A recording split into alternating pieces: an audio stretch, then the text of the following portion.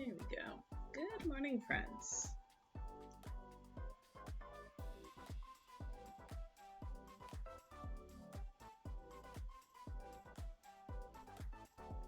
There we go. Good morning. Happy Sunday. I am back to hexagons this week. I have actually finished all of the stars I need. Good morning, Dobby. Uh-oh. Lurking is good. Busy doing a stupid is potentially not as good. Morning, Kate.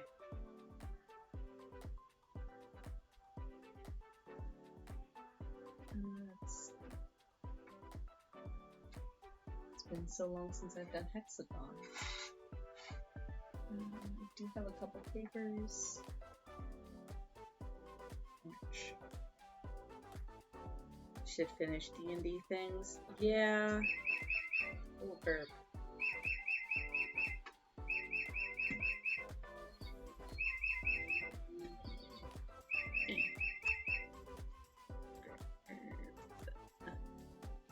Kara and I got the rundown from Randus about what happened while Bram and Glint were on escort duty. And there's definitely a few things like we want to go over with Randus and like get further details and be like, okay, well, given this, Bram and Glint would do this. But between Kara being sick and me definitely getting sick, we just haven't had the chance. So hopefully sometime this week. A deadline in 7 hours and 57 minutes to turn in 7 weeks of assignments, and who hadn't finished any of them last Wednesday. Oh no. Yeah. That is, sorry, that is definitely a stupid, but it is also a stupid that I have definitely done when I was in university. That is a stupid that a lot of students have done at one time or another, so I wish you the greatest of luck. You can totally get most of them done. You can probably get all of them done, depending on what subject it is. But yes, by all means, please go lurk and work on your assignments. Also, good morning, Merlin. Got the impression that the D20 you rolled on Wednesday night might have made Bram and Glint's lives more difficult. Oh dear. I mean, again, we've got the rundown of what happened. There was no ambush or anything. They never got attacked. They just found some stuff. So we just need to go over with Randus, like, okay, well, we're definitely gonna try to, like, pick this stuff up and take it with us. Do we manage to do that kind of thing? Yeah. Yeah, they came across some interesting things. Diverse coding? Ooh. That at least sounds very interesting. But probably not when trying to cram an entire term's worth of assignments into a day. But yeah, good luck. Also, I am sorry for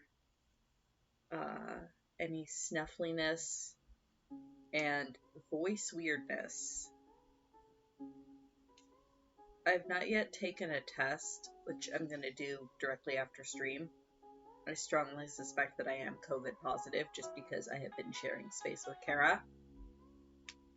But so far it hasn't hit me very hard.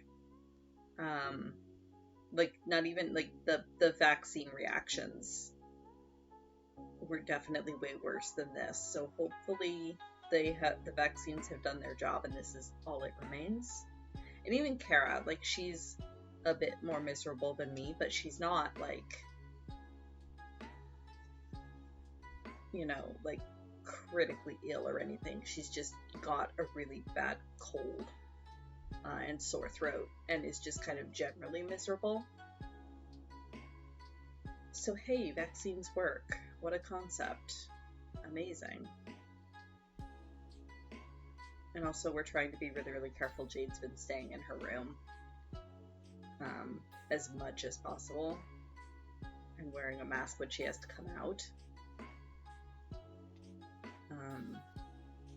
Because Kara and I have been all over the house it's not really feasible for the two of us to stay in our bedroom, but Jade's been in her bedroom so much that we know that space is safe. Kara and I almost never go in there, so we've been doing a sort of reverse quarantine, and so far it's working. She says she feels fine, so fingers crossed it remains so. And she's like, Kara and I have only had 3 doses of the vaccine. Jade's had 4. So hopefully between that and the quarantining, she'll be okay. But yeah, so far so good.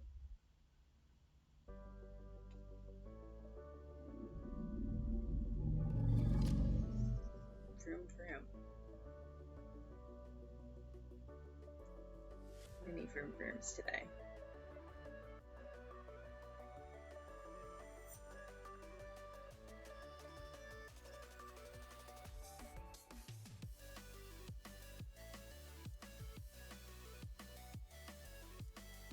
Meanwhile, there's a YouTuber that Kara and I watch a lot of, a Pokemon YouTuber that does a lot of shiny hunting,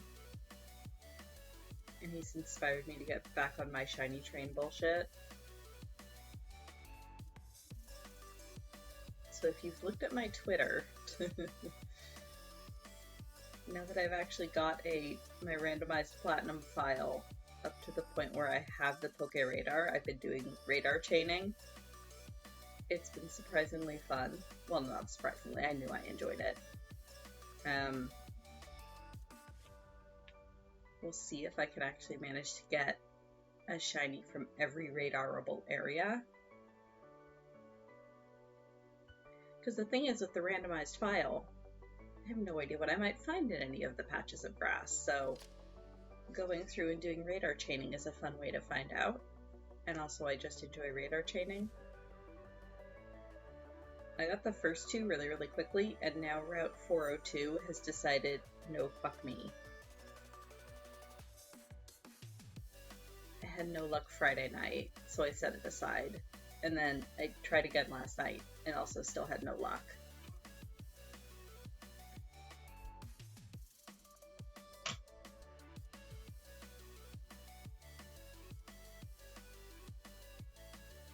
So we'll see. I'll probably try some more today after stream.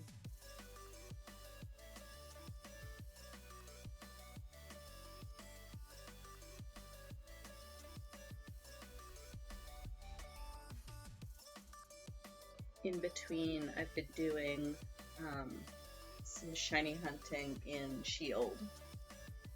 See if I can get myself a shiny before Scarlet and Violet come out. There's one cave on the Crown Tundra DLC for Sword and Shield, where you can find, well, in Shield, you can find Carbink, Clefairy, Zubat, Snorunt, and Gibble. And I would love to have both a Clefairy and a Carbink shiny. I've never actually had a shiny Clefairy before, which I know seems insane. But the way that I've been doing the hunt is that there's one room in the cave where there's only one spawn. So in Shield and Sword, Pokemon can spawn into the overworld and just like kind of tootle around. But they don't show up shiny on the overworld. You have to actually encounter them and go into battle to see if they're shiny or not. So there's this one room in the cave where there's only one spawn at a time. And there's a neat mechanic where if you encounter a Pokemon and knock it out, there's a 50% chance that it'll respawn the same species. So essentially what I've been doing is I've just been running around in that room, encountering whatever shows up.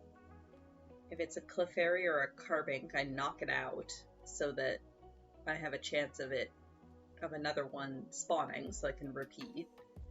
If it's a Gibble, a Zubat, or a Snorunt, I run from it, because then it just completely re-rolls the whatever spawn, or on the spawn table, so I have a better chance of it being a Clefairy or a Carbink that time.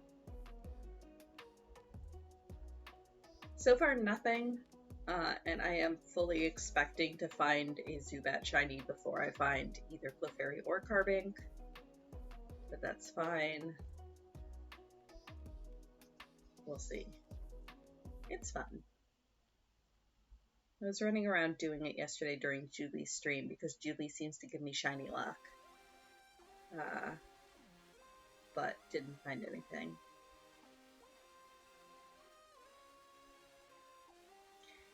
Guess what, Mlem? I'm gonna guess it is dinner time. And that is my educated guess. But what's up? Also, good morning, Kitsune. Hi.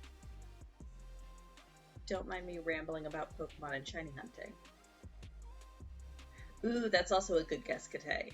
Guessing that Kitsune's a cutie. Oh, the thing was a Mlem? Fair enough. Mlem. Poor Kara. She has no voice at the moment. So she came downstairs this morning and just stared at me and then blapped. And I was like, oh no. I shouldn't be laughing, but oh no, she's so cute even when she's sick.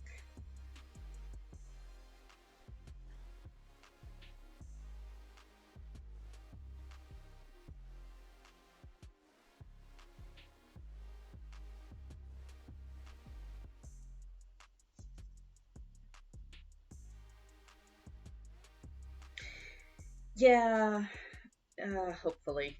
She took a test yesterday and got confirmation it is COVID. So I'm suspecting I'm also positive, but I don't feel nearly as, it's not hitting me nearly as hard as her. So yeah, hopefully it'll pass quickly.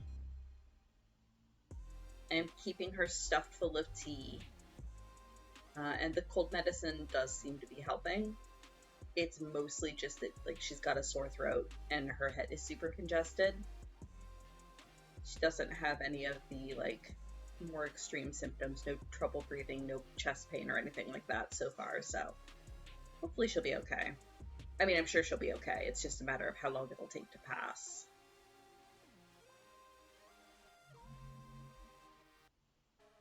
Yeah, so much tea. I've been, yeah, like every time I get up, I'm like, I'm getting you more tea. And she's like, okay. That reminds me, I'll probably take slightly more frequent breaks today, just so that I can go downstairs and check on her and get her more tea. I also may or may not go for the full 4 hours. It depends on how well my voice holds out. But so far so good. Like I don't have any sore throat or anything yet. I'm just a little bit kind of stopped up and stuffy. So I apologize for any snuffling sounds in the background today.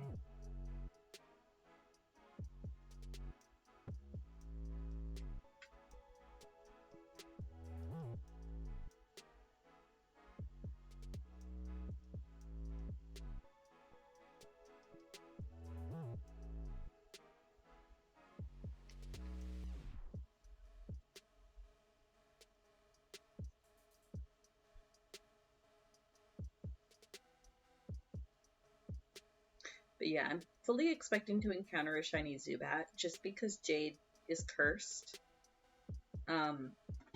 She's gotten a shiny Zubat in like nearly every Pokemon game she's ever played. Like she's literally got, I think, 4 or 5 of them.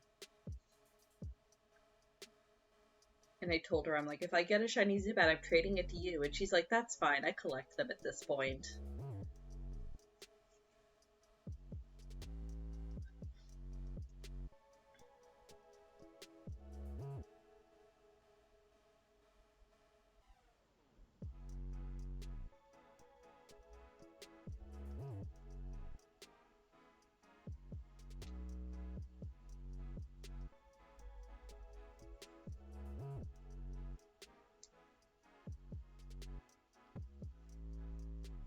Festigons. Yes.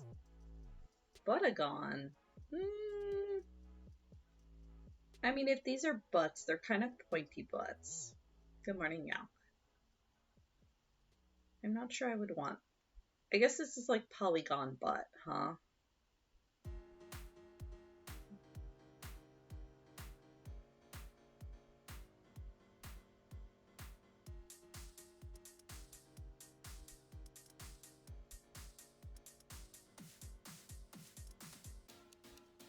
Laura Croft butt. Yeah, yeah, you've got a point.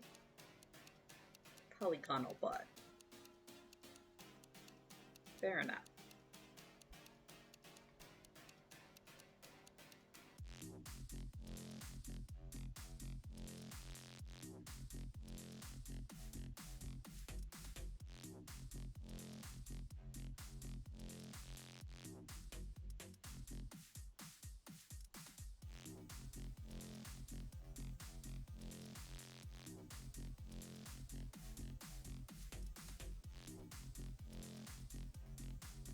Polybutts? Potentially.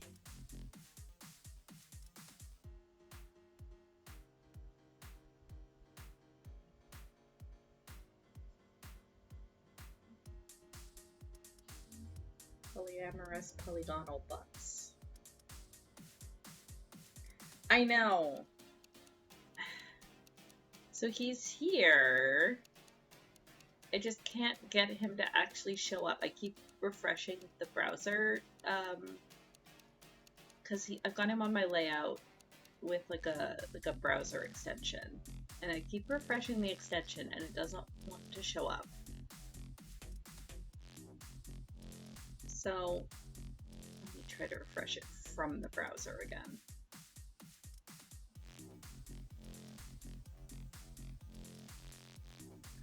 So he may decide to show up partway through stream.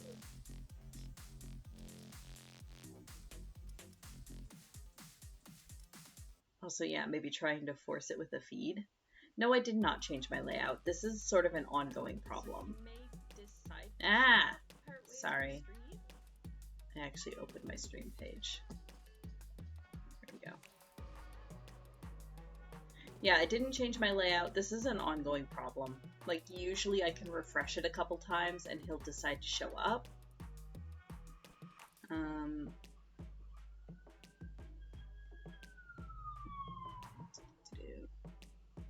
It's called Dragon Pets. And when I go in to configure it through Twitch, it gives me like the URL to paste into a browser thing in OBS, which is what I did. But it just doesn't always want to behave. And like I hit the refresh key in OBS and it does nothing.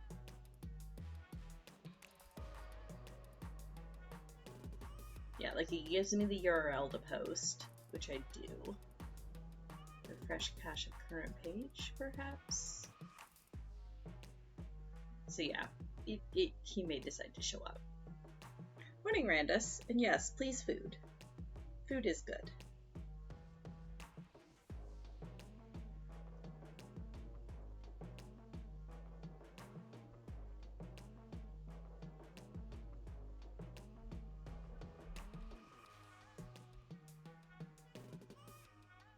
It's entirely possible Carby is off on adventure and will return when they feel like it.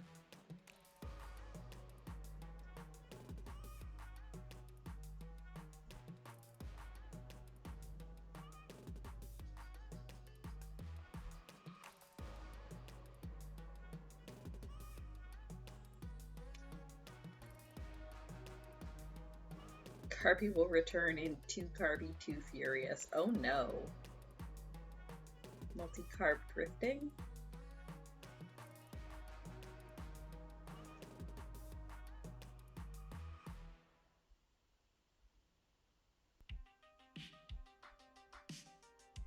Query string. That makes sense. I was trying to think of what it might be called, and all I could come up with was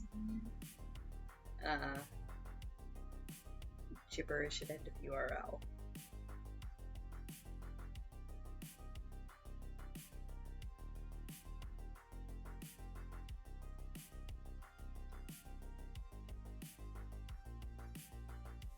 No, query string makes sense. And now I've learned a thing.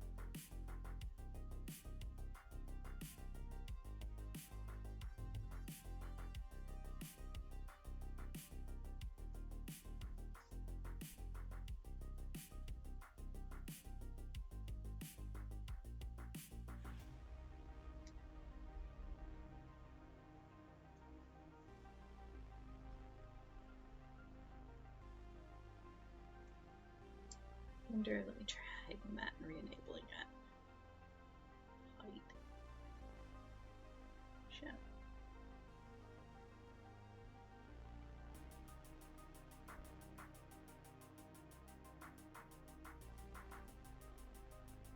It's used for queries like searches that are applied to a universally located resource. Yeah, that makes sense.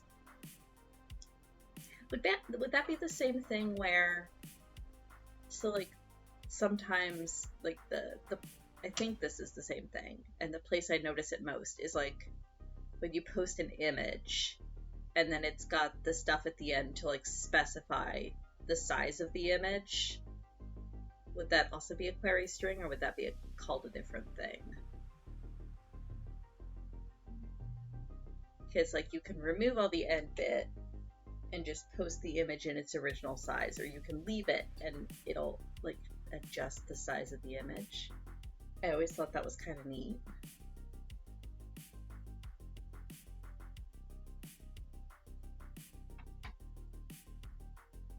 That goes into the query string. Okay, cool. Neat.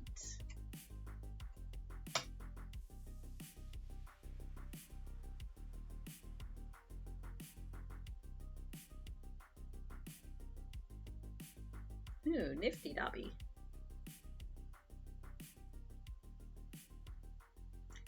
When I was in probably junior high, which would have been like the year 2000, maybe 2001, maybe 2002.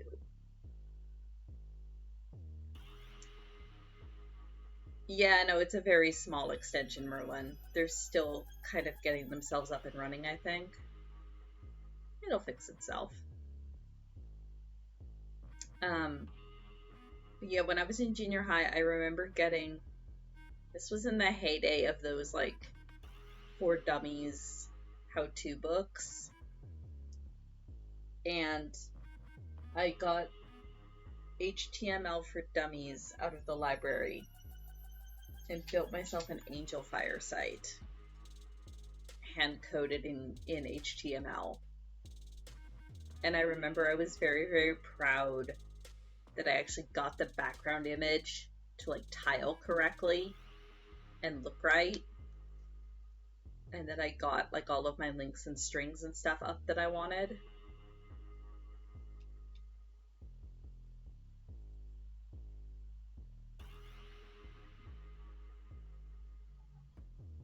Yeah, maybe Carby's downstairs keeping Kara company. Who knows? Oh no, I want this one first.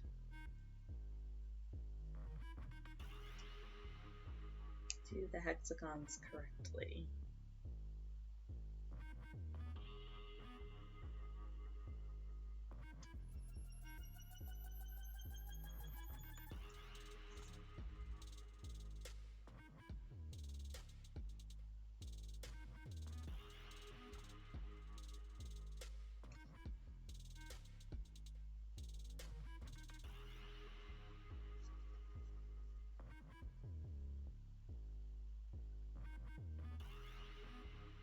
So I can double check and make sure the alert string hasn't changed. It shouldn't have. And the last time it happened, it hadn't. But let's see here. Extensions.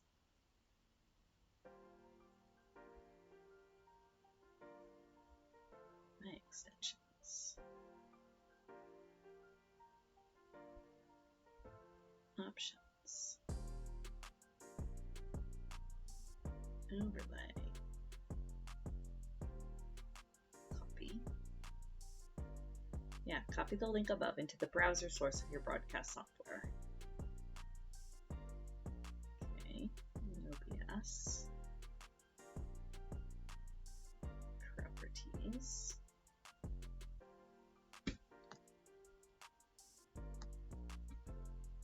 Paste. Yeah, it's the exact same URL string.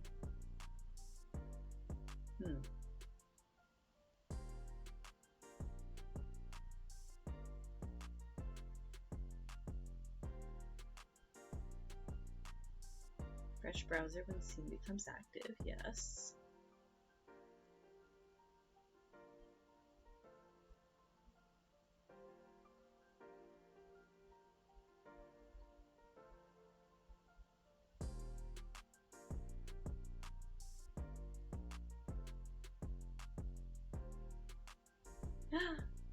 Theo. Oh, there he is. So I messed with the settings and set the custom frame rate to 30. I don't know if that actually fixed it or if that just forced an actual refresh, but either way, there's a Carby. Yeah, I can see him in my browser, and I can see him, like, if you go to my Twitch page. Ooh. Yay, we won. If you go to my Twitch page under the About tab, I have the extension there too, and I could see him there. He just didn't want to show up in the browser or in the in OBS.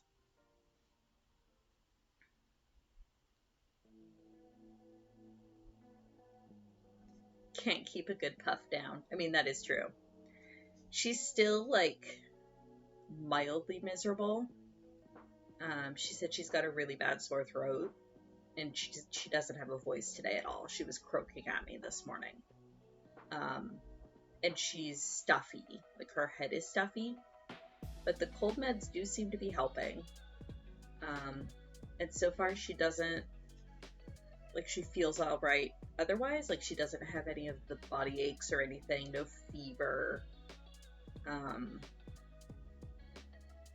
Still has her sense of taste and smell, so I think she's doing okay. It's just kind of like a really, really bad cold at this point. I've got a little tiny bit of a sore throat, but that also could just be from sinus drainage because I've got the little bit of a stuffy head. So I haven't actually tested yet. I'm planning to test after stream because I'll have to, like, email my boss and stuff. I'm probably positive just because close quarters, but so far I don't feel too bad.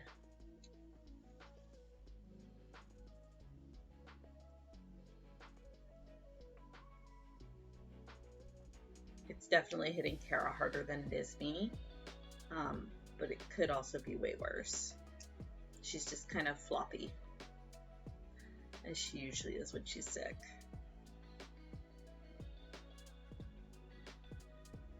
Yeah, the full, like, so when I got the vaccine the first time, like my very first dose, I got the full body aches, and that was horrible. Kara has returned to liquid form. I mean, yeah, kinda. At the moment. She's just kind of flopping and oozing around in the living room.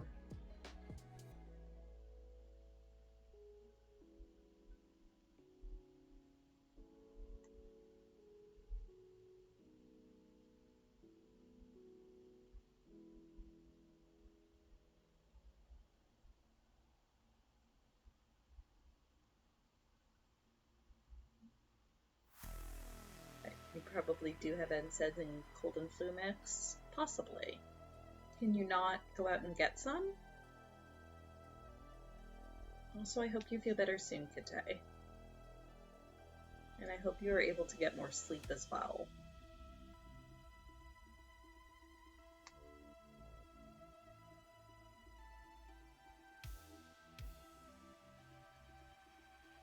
Usually cold flu is paracetamol. I think it depends on the brand.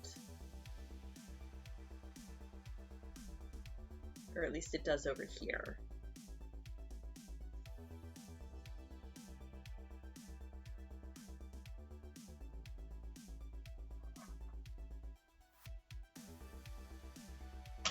Oh, Kara's absolutely part cat as well. The joke is that I didn't get a wife, I got a cat, so... Moogles probably melt and flop when they're sick. I can't imagine they'd be good patients. They're probably gigantic babies when they don't feel well.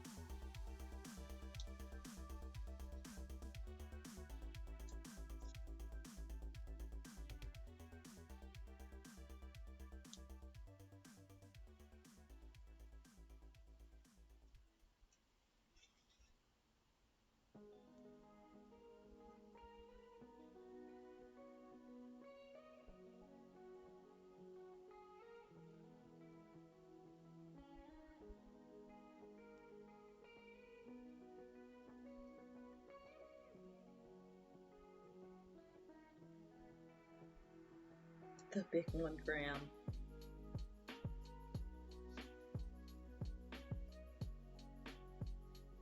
Entirely forgot to buy onion outside is far away. Yeah, that's fair. I wish you less aches.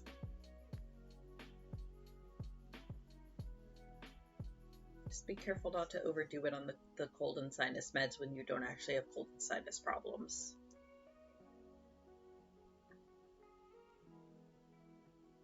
But I sure hope they help.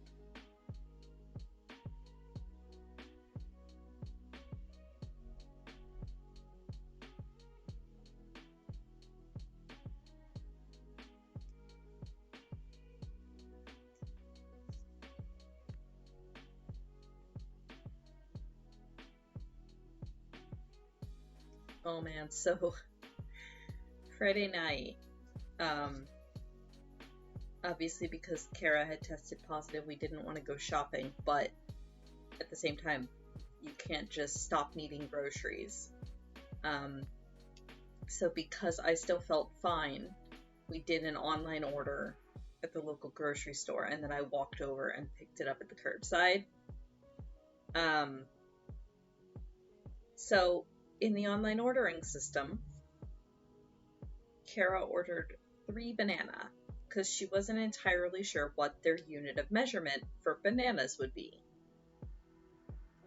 She's like, oh, well, you know, if it happens to be, we couldn't imagine that it would be individual bananas. So she was like, well, if it's like bunches or something, 3 is fine. Turns out the unit of measurement is most likely kilograms. There are so many bananas on our counter, y'all. Does anyone want some bananas? Please come take bananas. Priority planning, we're gonna have to like make banana bread and stuff because there's just so many bananas. There's like a good 24 bananas on our counter. And they're all in like slightly different stages of ripe. So we need to like work out a banana timeline to eat them in order of ripeness, I guess. But also we are planning to let some of them get overripe so that we can make banana bread.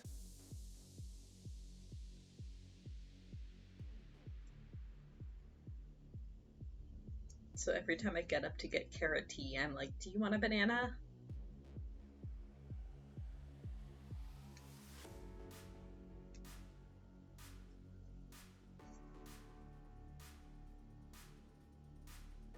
Yeah, banana bread is good. It's just a matter of getting the energy to actually make it. We may end up freezing some of the bananas and doing it at a later date.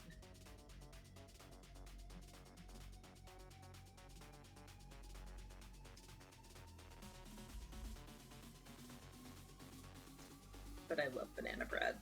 Ah, come back here, scissors.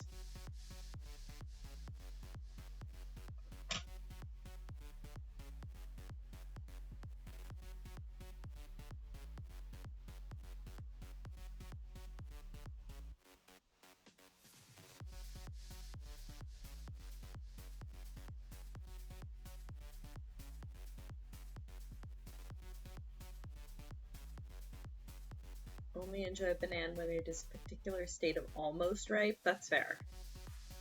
I don't know how people eat green bananas. I want them. Yeah, I want them if I'm gonna just be eating a plain banana. I want it in that mythical state where it is no longer green, but it is also not yet brown. Like, I just want a perfectly golden yellow banana. And that is surprisingly rare.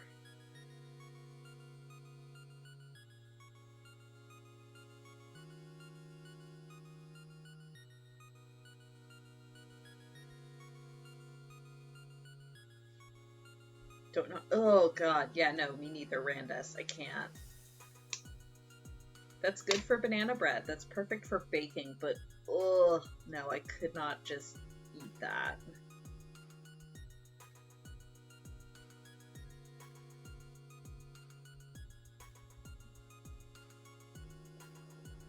At that point, it is no longer banana and has become slime, in my opinion.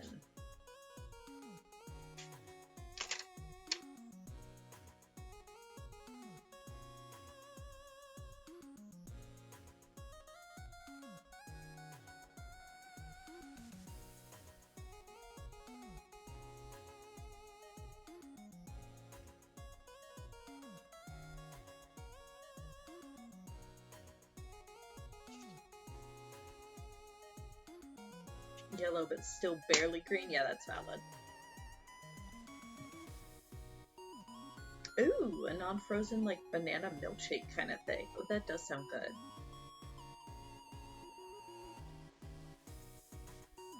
Hand blender, I think, is usually what we call that. Or at least what we call it over here. Like one of the stick ones that you just kind of shove up and down, right? That's a hand blender, I think. There probably is a fancier name for it in English too, but IDK what it is.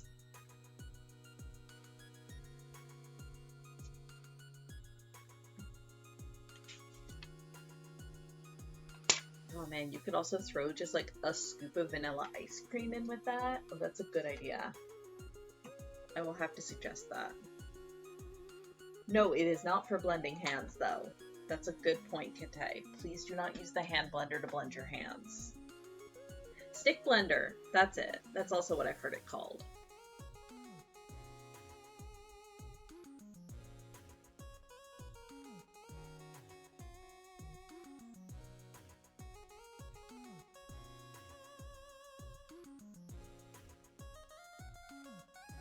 Also, my guess would be, Kite, that those, because the meds are not meant to be dissolved, they're meant to be taken in pill form, question mark? Unless you have a liquid cough medicine to start with.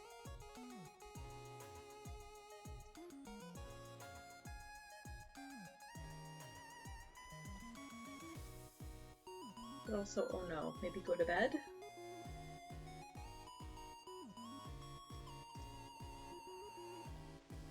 These are designed for dissolving. Okay, in that case, I have no idea.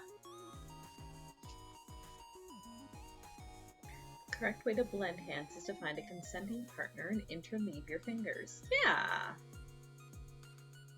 Aww. That's sweet, Kite.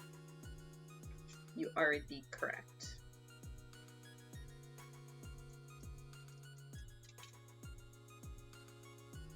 Oh, immersion blender. That's it. I knew there was like a fancier name for it. Because you're sticking the blender into the things instead of sticking the things into the blender.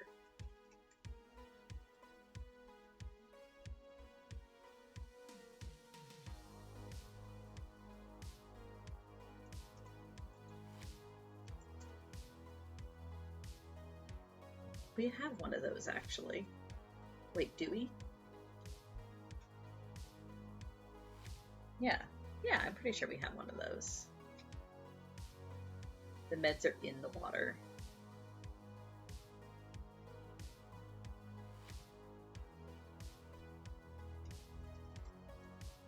I mean, homonyms are hard, Kite.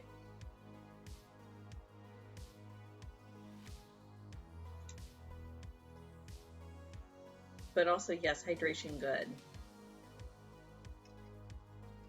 I guess be a good Brit and go find some tea? Question mark?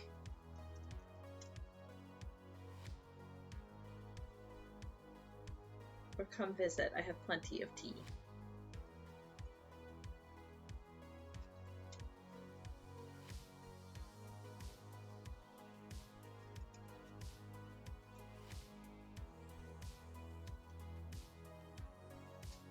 Find? You mean like the giant pot here? Yeah! I didn't say it had to be a hard quest.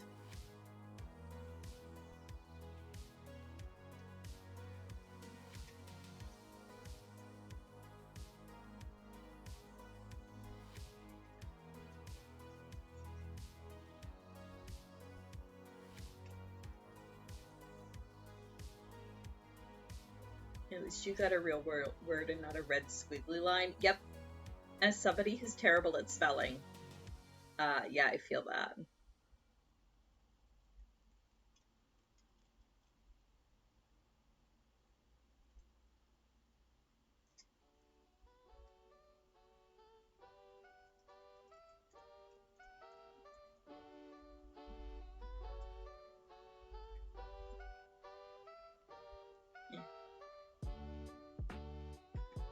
Okay, more papers acquired.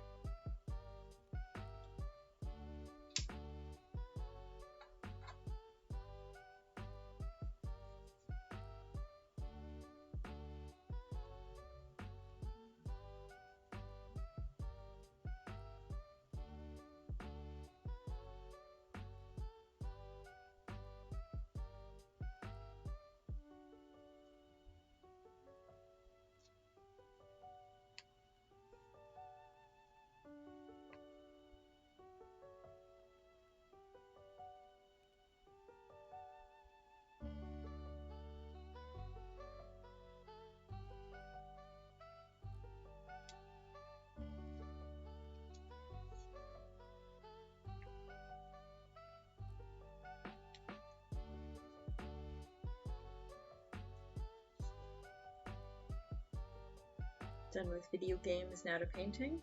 Ooh.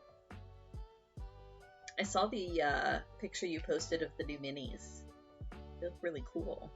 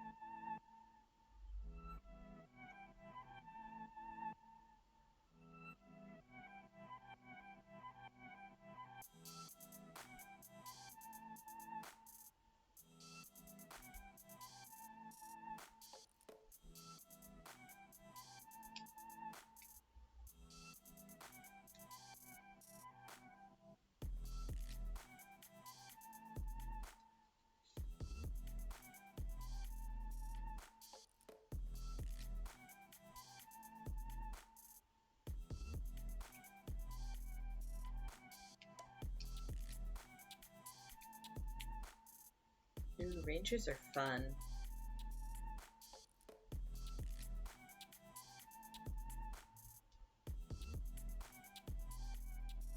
Never played one myself, but the campaign that Merlin and I are both in, we have a ranger with the swarm subclass.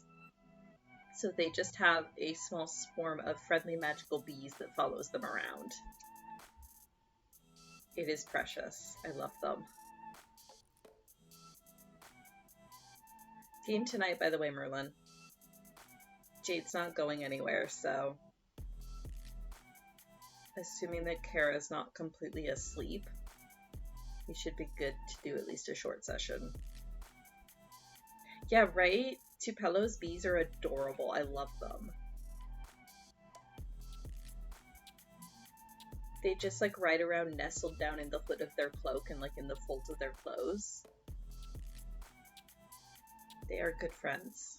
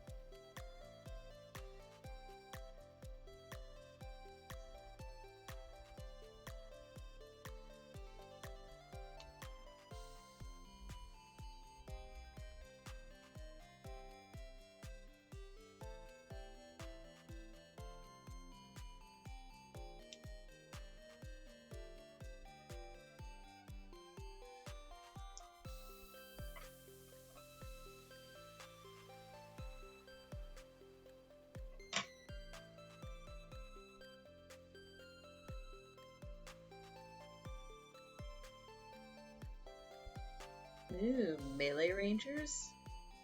That sounds cool.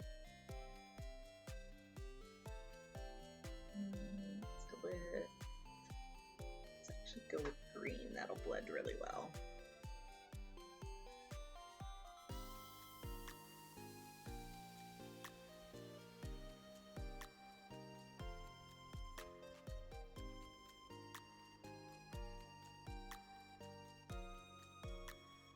Oh yes, cat photos all go with positivity. By all means, Theo is such a good boy.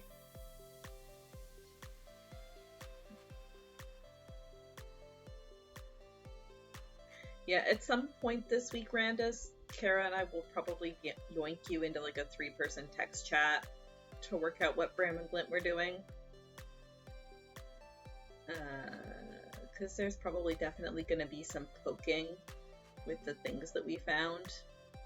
But that will probably not be until a little bit later in the week. Considering Kara's level of I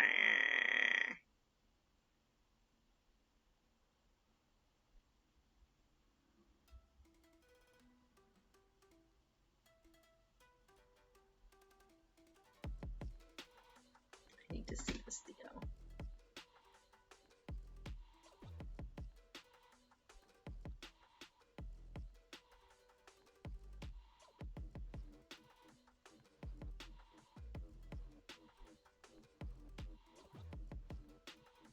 Oh my god, bless. And he's looking at you like, but Mom. Mom, stop moving.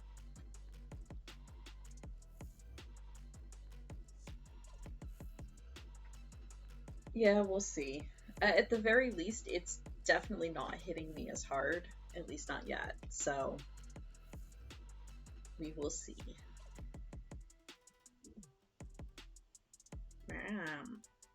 I love Theo. He actually looks like a dignified cat in that photo.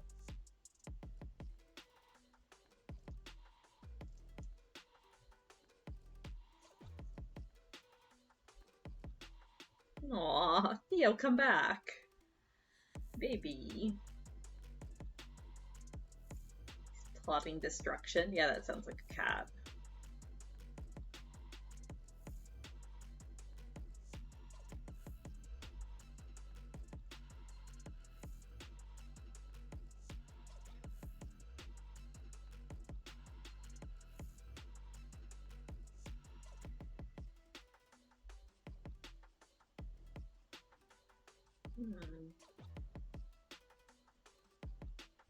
In. No, under the fabric. There we go. It's not too cuddly during the day, just at night. Yeah, some cats be like that. Well, and he's still pretty young, right? Because, like, when Sasha was younger, she never wanted to cuddle. At all. But now that she's gotten older, she's gotten a lot more cuddly.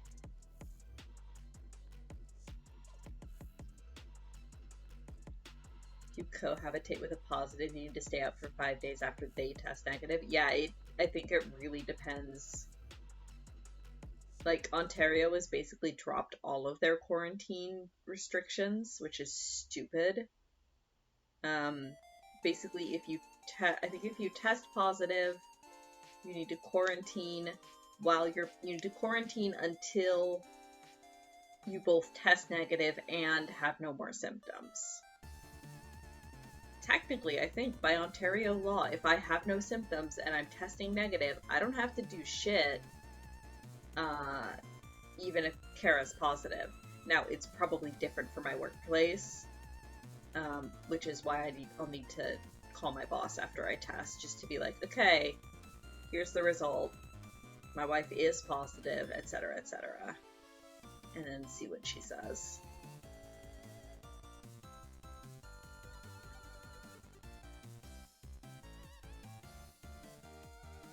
I did email her on Friday and warn her, like, hey, my wife's positive. FYI, we'll see how it develops over the weekend. So, we'll see. The problem with everyone dropping... Yeah, absolutely. Because now people that don't care or aren't careful aren't being forced to do shit, and it's putting the rest of us at risk. Like, we strongly suspect Kara probably caught it on public transit. Because even though Kara's been masking on the bus, nobody fucking else is.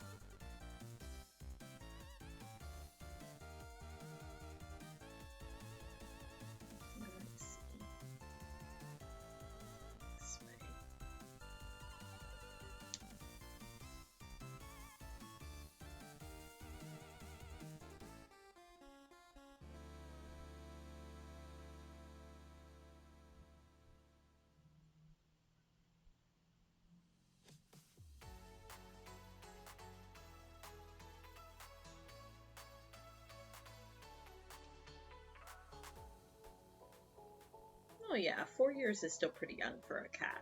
He might get cuddlier as he gets older. Like I said, Sasha never used to be cuddly either, and now all she wants is lap time.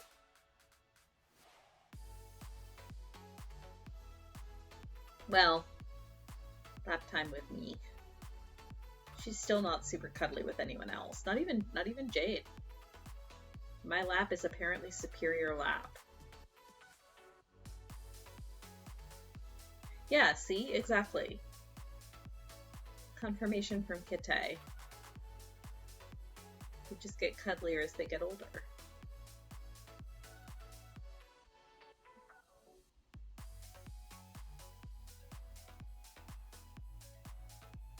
Oh, I'm kind of surprised you're not already a 24/7 snug.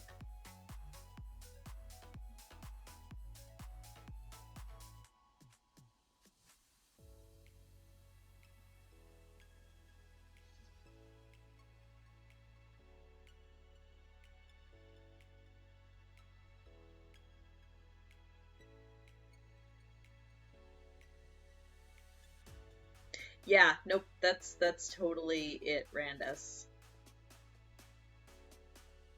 People that don't care now have an excuse not to do anything. But people that want to be safe can't.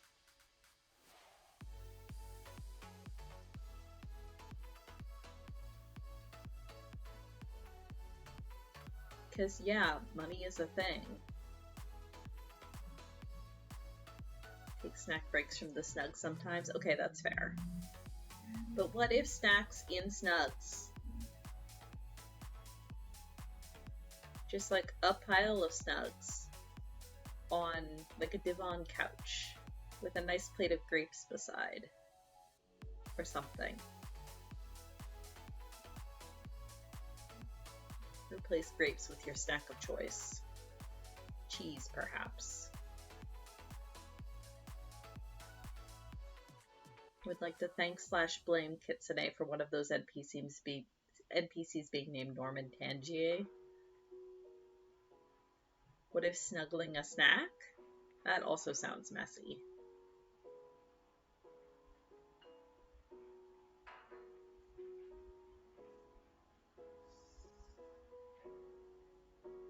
Although, yesterday while Julie was streaming and she got her Skyrim appropriate snack, she mentioned something about, I'm gonna go get my, Kara was in the bathroom, so she came back to the break screen, and she's like, oh, where'd Julie go?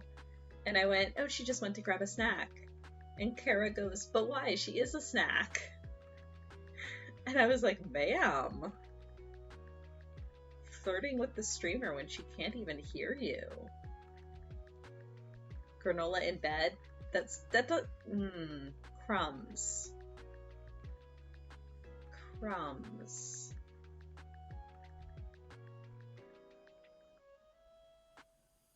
Because they live in a monastery, they could be called Abbey Norman. Or abnormal. Amazing. Perfect.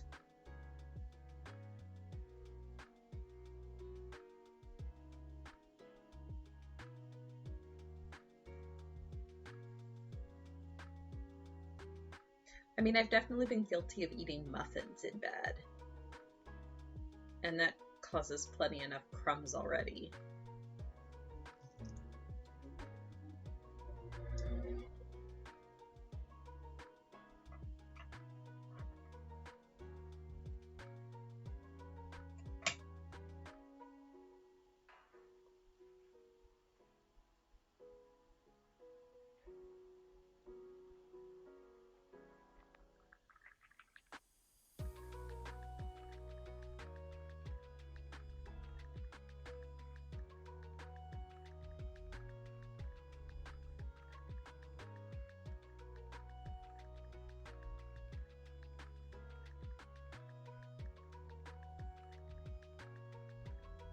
Favorite thing is to just gremlin in bed and accumulate things. Yeah, nope, I do that too.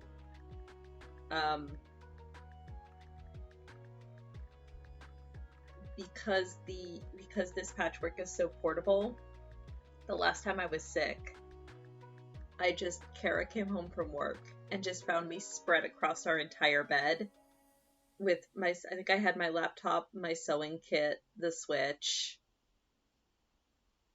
and was just kind of vegetating in bed watching YouTube.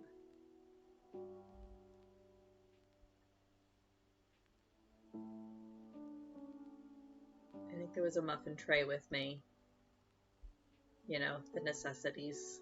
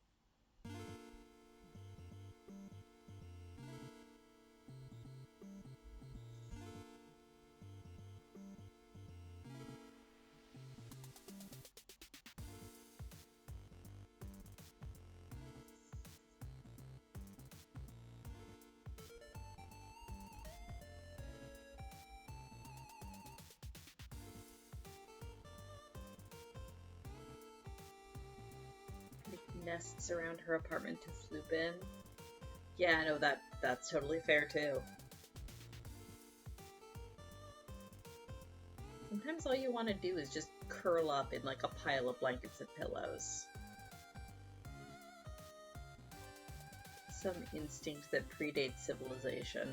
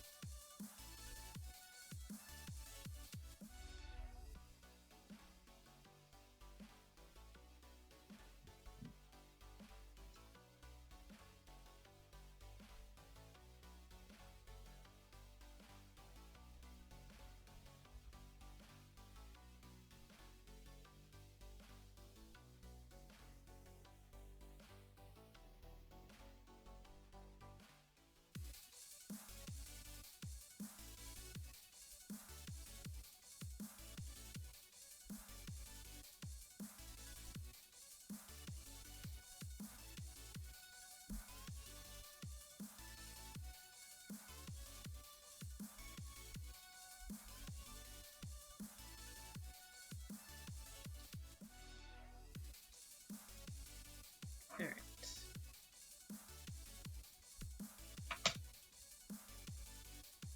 11 o'clock. I'm gonna take a very brief break just to run downstairs, check on Kara, probably make her another cup of tea. Possibly make myself a cup of tea. And then I will be right back once I get this knot tied. Otherwise, I will forget when I come back.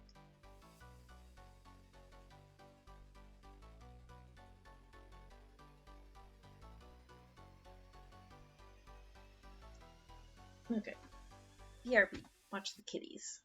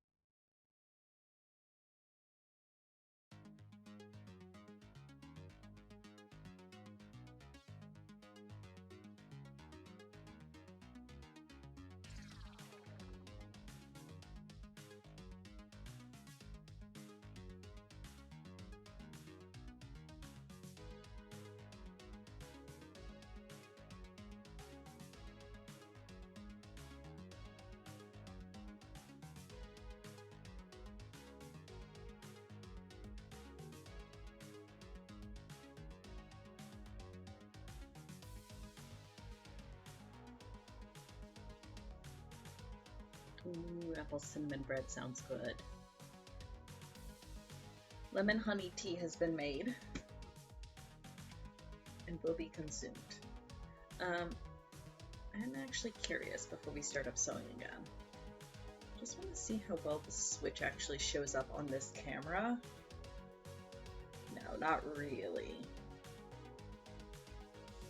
Too washed out, and the weird, what would you call that, scaling? I don't know, it looks bent because of the way that this camera handles wide. Oh, I could turn the brightness down on the switch. That's true. Let's see if I remember how to do that. Screen brightness on. Oh, that's true. That does help. Trying to find the balance between fish-eyed. That's it. Thank you, Yauk.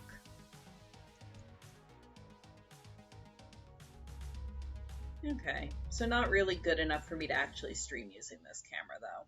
I was just curious. Yeah. My current team of 4 pickup Pokemon, because why not? Okay, good to know.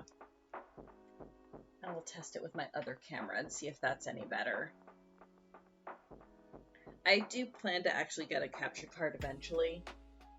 It's just not something, my computer would not be able to handle it, I don't think. I feel like trying to run a capture card into it and OBS would just cause it to self-destruct. So it's capture card is kind of one of those someday things, but not until I have a better computer.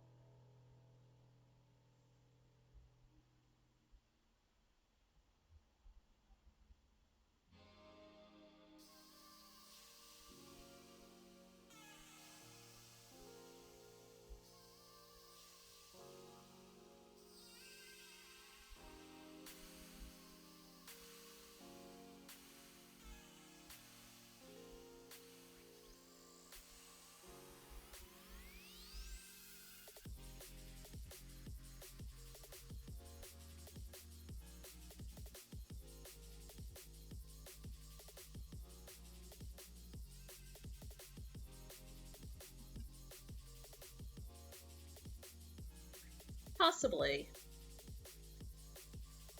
Possibly. Like I said, without a capture card, though, it makes it difficult. It was just something I was considering.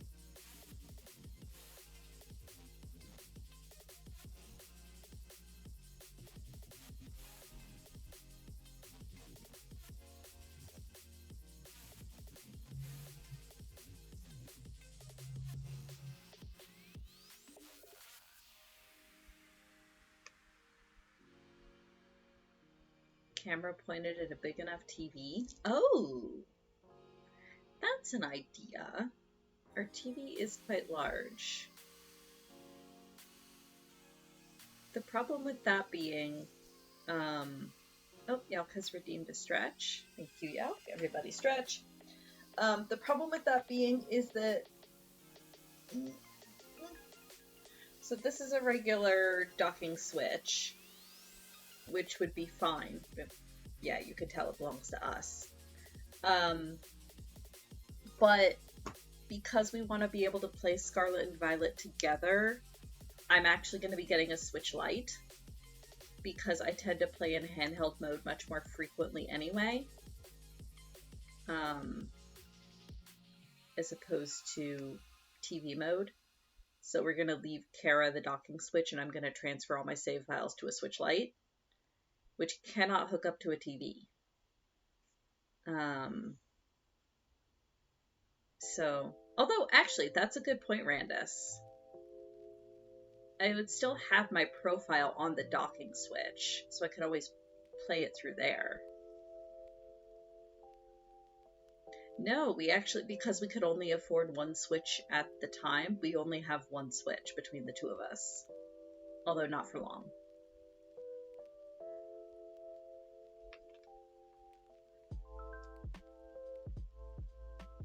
But yeah, I do still have my own profile of the docking switch, so I could always start a playthrough of Scarlet and Violet on there. And yeah, we get both versions anyway. Because again, there's two of us.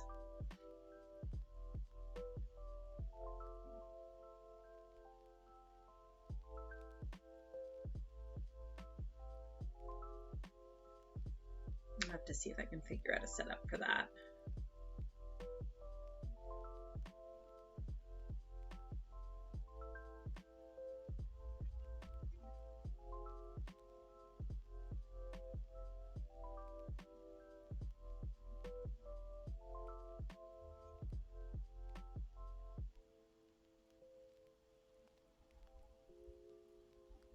While painting, you become a delicious jumbo shrimp. Yeah, that's fair, Yalk.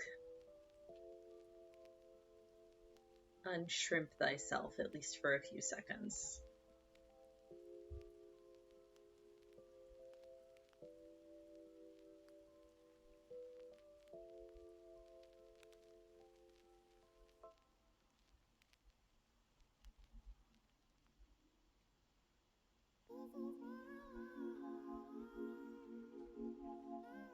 Nope, that's totally fair, Randus, and that just means the marketing works.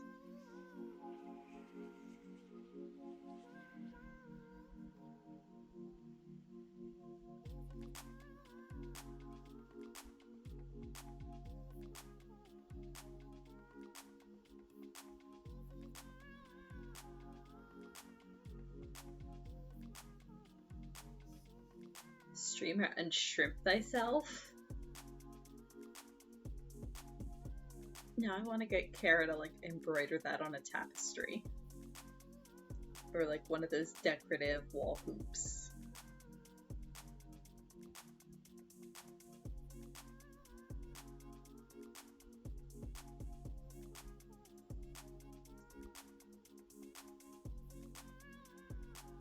I feel like programmer unshrimp thyself has been like the constant philosophy since like 1972.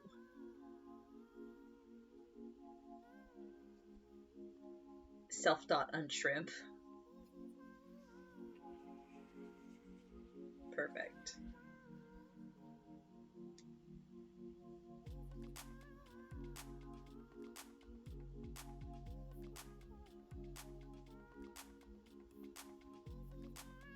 Self.set shrimp equals false.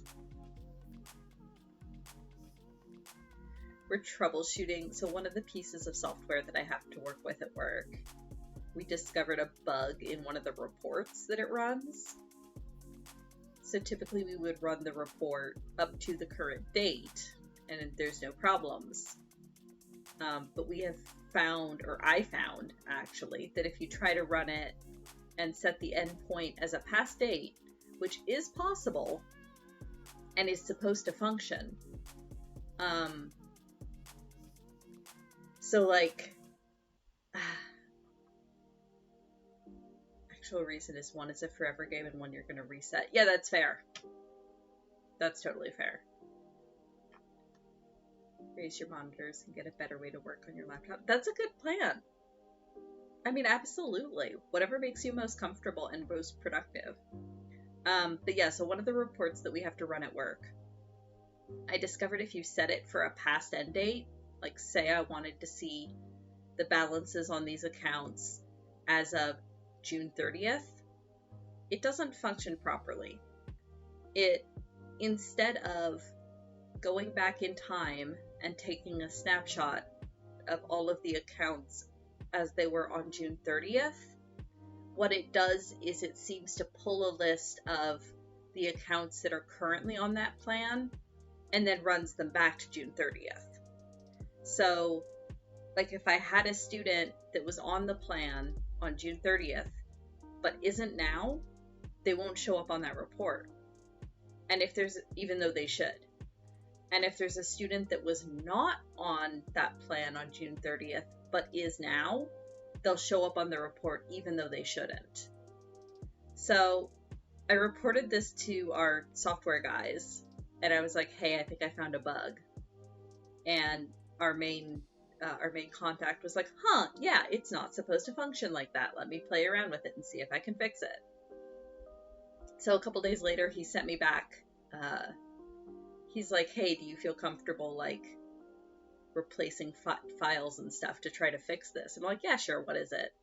So he gave me the file that I needed and told me where I needed to, like, what folder I needed to drop it into. Yeah, exactly, a fun edge case.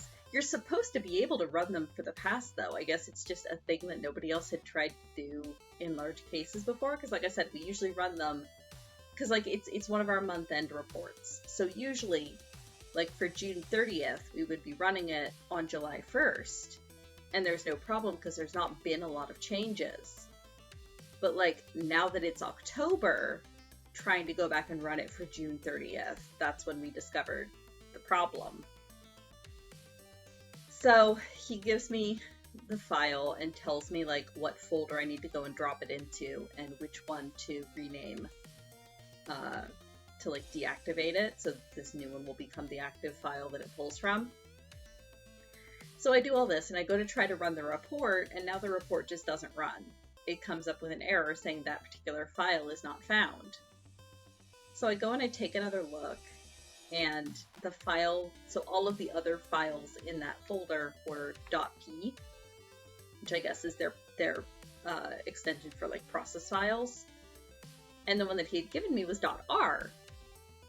And I was like, So I emailed him back and I was like, hey, I'm not sure if this is like supposed to be what it is, but now the report won't run at all. And I noticed this new file you gave me is .r. And poor Rick, he answered me and he's like, yeah, it should have been .p. That was probably just a typo from my old man fingers. Here's the proper file. Long story short, I got it to run that time. Still doesn't fix the issue. So he's still working on it. But yeah, I just thought that was amusing. File extensions, yo. This is what I mean when I say, like, I kind of know computers, but I'm not a programmer. Like, I know just enough to, like, make my way around certain things, but then you get too technical and I'm just lost. But I'm always happy to, like, learn.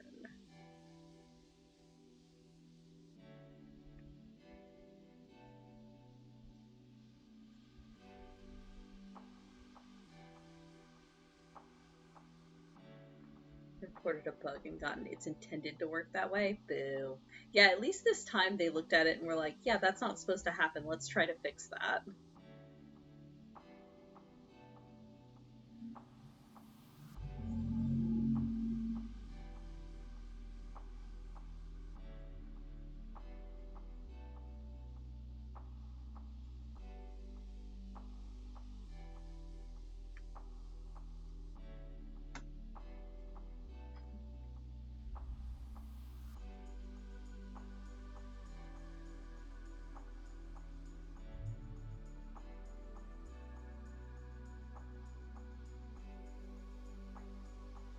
Mm.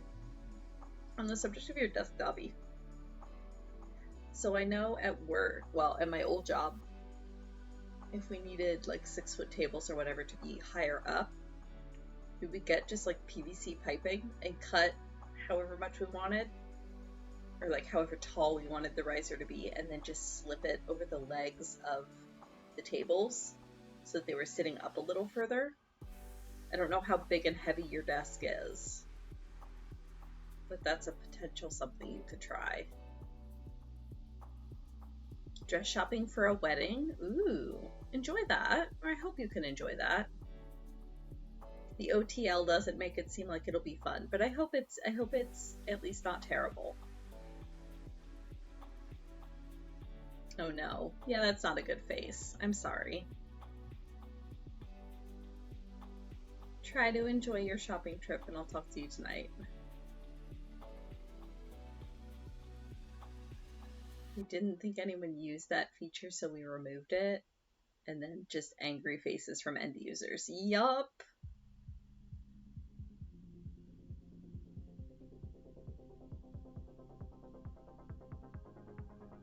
Why would you just remove a feature without asking anyone first?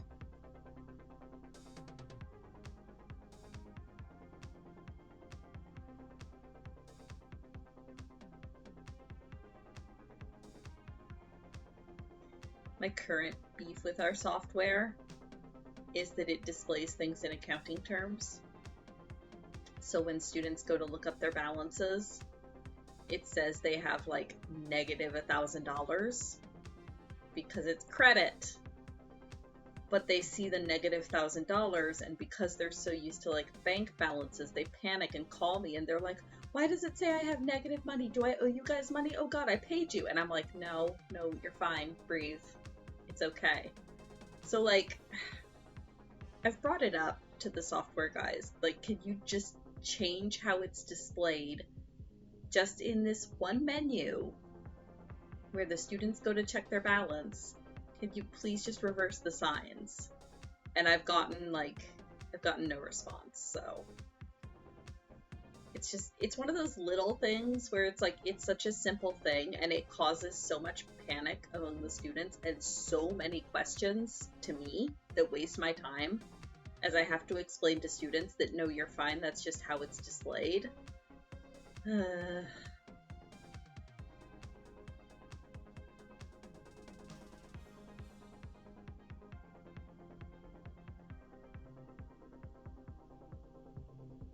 Because it'll say current balance, negative amount, and then the very next column is available credit, same amount, positive.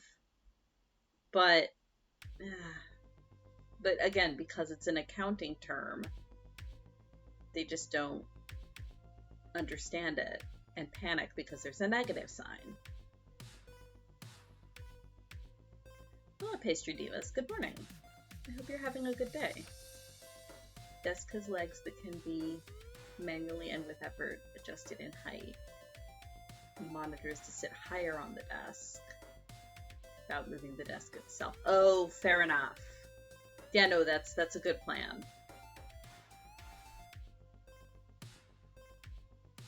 Yeah, that's a good idea. Maybe you could even just get like wooden blocks or something to set your monitors up on, at least for the time being.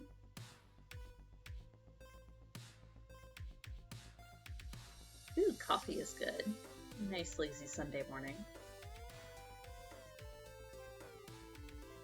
Ooh, old textbooks is another good idea, because that's a nice big surface area, and usually a couple inches a pop.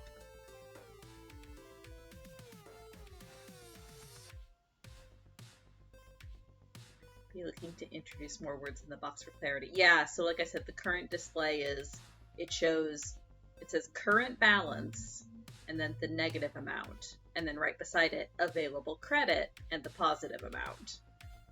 So I think it's mostly, like, to me that's clear, but to students who are more used to, like, bank balances, available credit doesn't mean the same thing to them.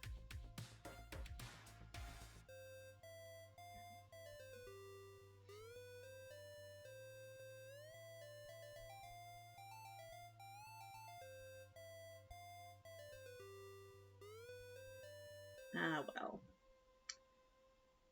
For now, I've got a template that I just kind of copy paste whenever I get a question about it.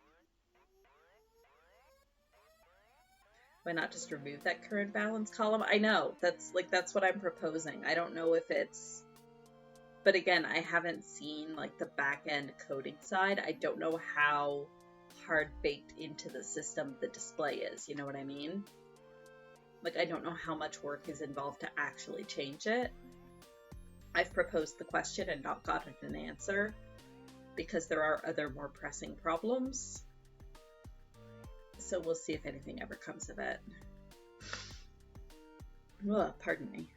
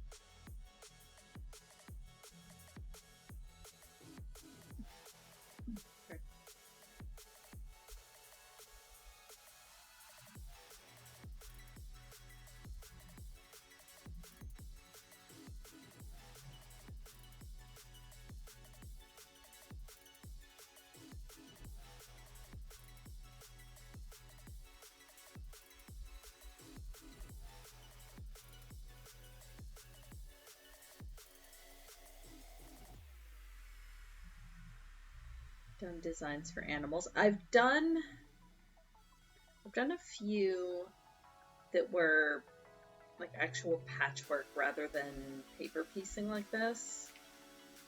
They are very complicated, yeah. And it would depend. I'm gonna guess if you found a pattern for it, I'm gonna guess it was probably foundational paper piecing, which is slightly different than what I'm doing here. But yeah, anything where it's like, I find animals, especially because they're organic, tend to be very complicated patterns. But nice find for a pattern. Doesn't hurt to just like tuck it away and wait until your skill level gets a bit better. Because sometimes those patterns can be really expensive. I mostly just work with geometric shapes because they're a lot simpler.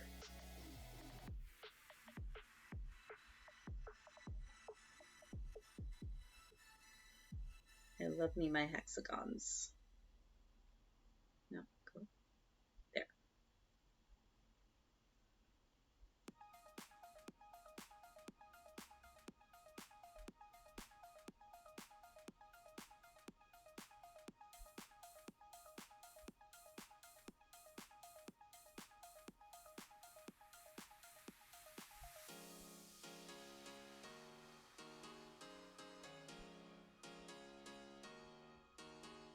Yeah, if it comes with the fabric as well, that jacks the price up really fast.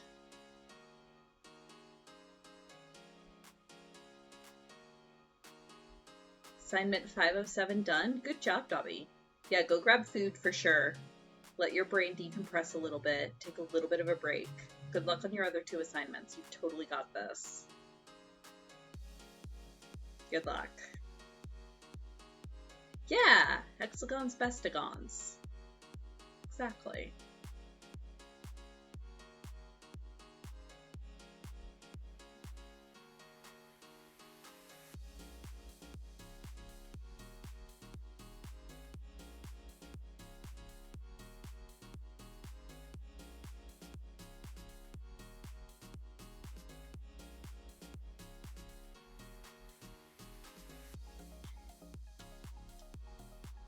But yeah, that's another reason I typically do scrap quilting or like small patchworks, because large amounts of fabric are expensive. Like looking at a quilt pattern that requires like 4 meters of the same fabric is really expensive. I like being able to just buy, you know, quarter meter, half meter here and there of patterns that I like, and then piecing it all together. It might not end up with a quilt that's as unified, but I tend to find them a lot more fun. But then again, that's just me, and I like doing very small patchwork like this.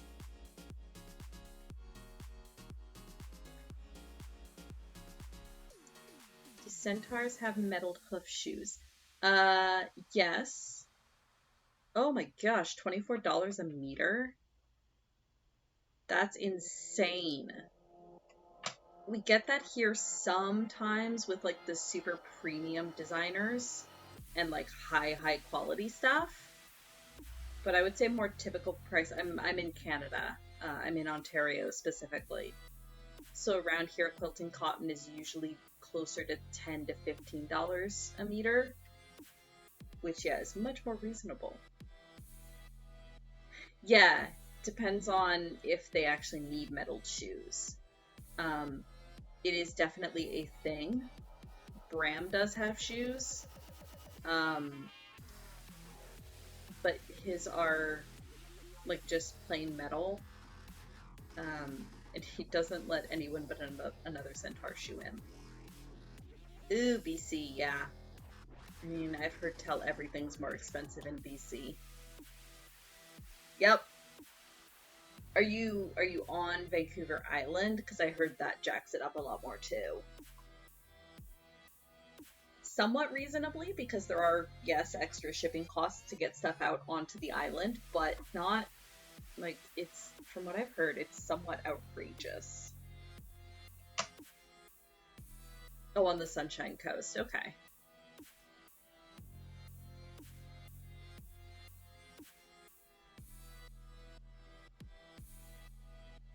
Yeah, yeah, exactly. So Kite, Randus has offered me, well, the blacksmith in town has metalled cleats that would give me extra attack and stuff, but Bram's not going to let anyone else shoe him at this time.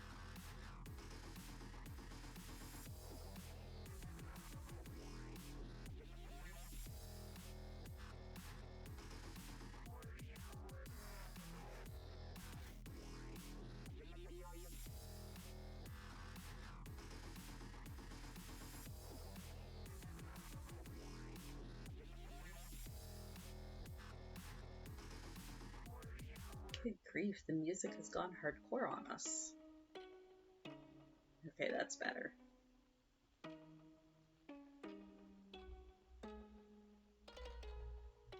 I do love this playlist with the mood whiplash sometimes.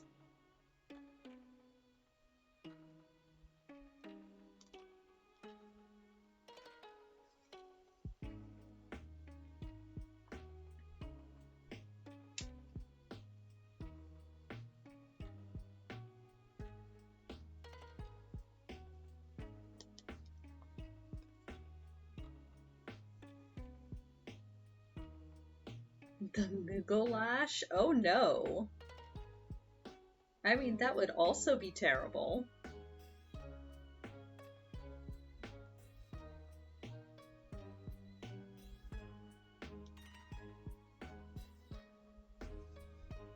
Finish this job or else, Kupo.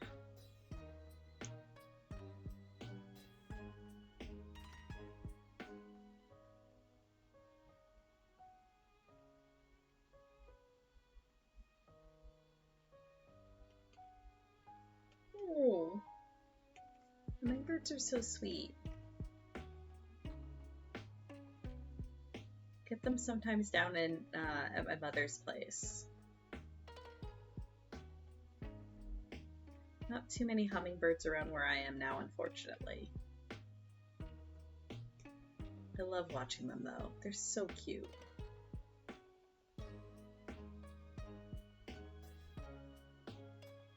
Have you ever heard the sound that one makes though? They are not beautiful singers. I once heard a hummingbird's call described as like scraping a nail across a rusty metal can, and that's fairly accurate. Or at least, again, the type of hummingbirds that we had around my mom's place.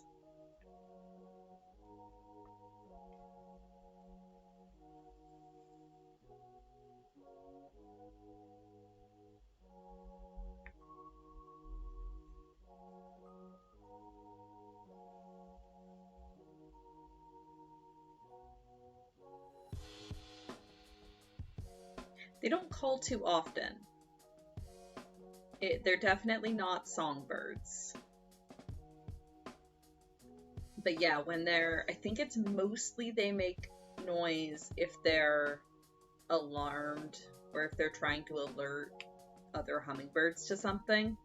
It's not a beautiful call at all. It's kind of rusty, scrapey sounding. But I suppose it gets the point across.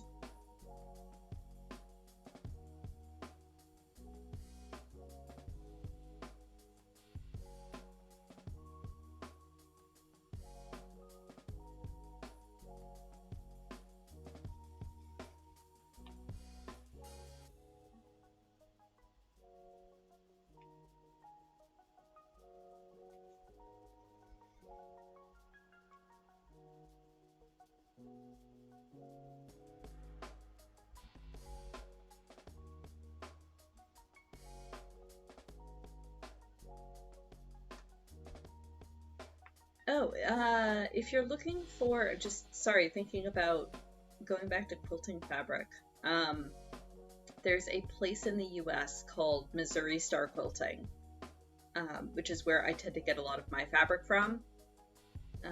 They're more reasonably priced than $24 a meter, and their shipping is actually not bad, especially if you're going to be ordering a fairly large amount, because they'll do free shipping to Canada. Yeah, their stuff is great. Like, not sponsored or anything, but I buy from them all the time. So you might give them a look if you're wanting to get some fabrics for a somewhat more reasonable price. Missouri Star Quilting. Yep, exactly. They're based in the US. I don't think they're actually based in Missouri. Missouri Star is a quilt pattern. But yeah, they're really, really good. I've been very happy with all of the purchases I've made from them.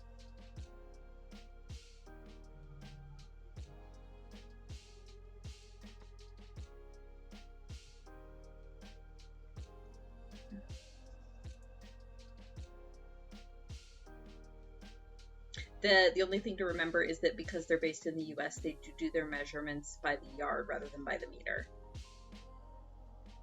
Cribbage pop quiz. Is the quiz to figure out what that score is, or is the quiz to figure out what you're supposed to discard?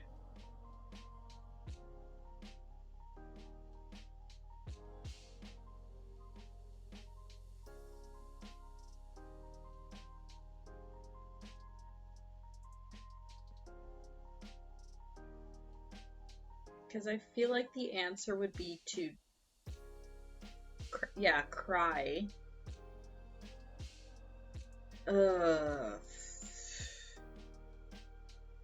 Discard it all and draw a new hand.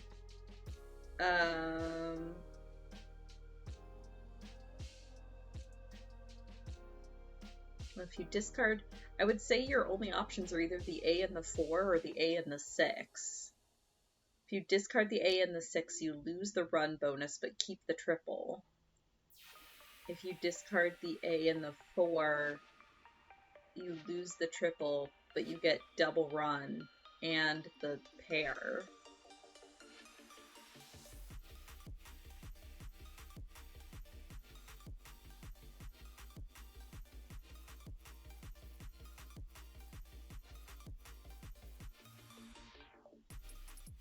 But also it's too early for math. A triple is what, 6?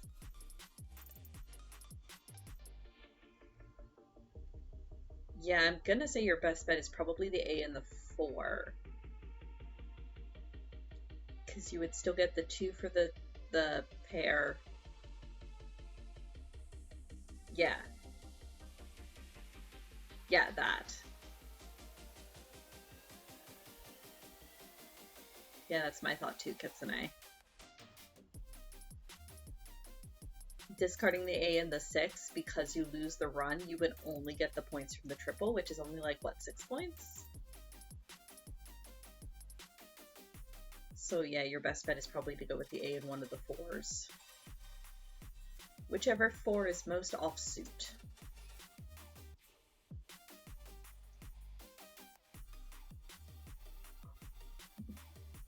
Pardon me.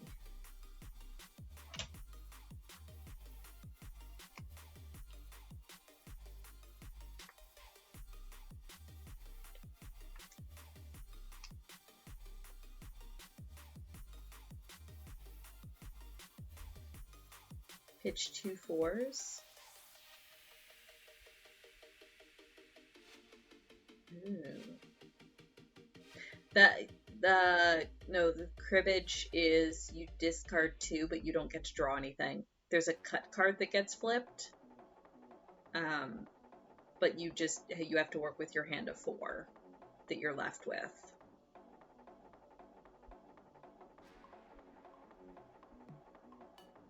Yeah, you draw 6, discard 2, and then you're left with your hand of 4. And it rotates per round. So like this round, Kite is discarding to his own crib, and his opponent will also be discarding 2 to his crib. And so then the points from that crib will go to Kite. Next round, it'll be discarding to the opponent's crib, and the opponent will get the points from that. So it bounces back and forth. So whether it's your crib or your opponent's crib actually does change things sometimes, because obviously you don't want to be giving your opponent free points.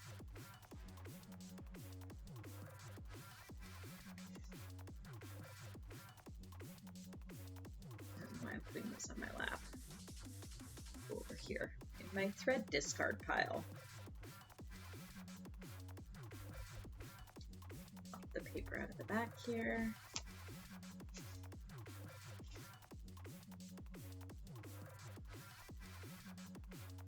There we go.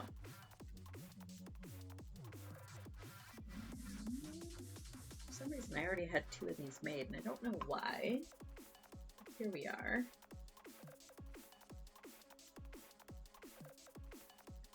Thread or Sasha hair? Yes. The answer is yes.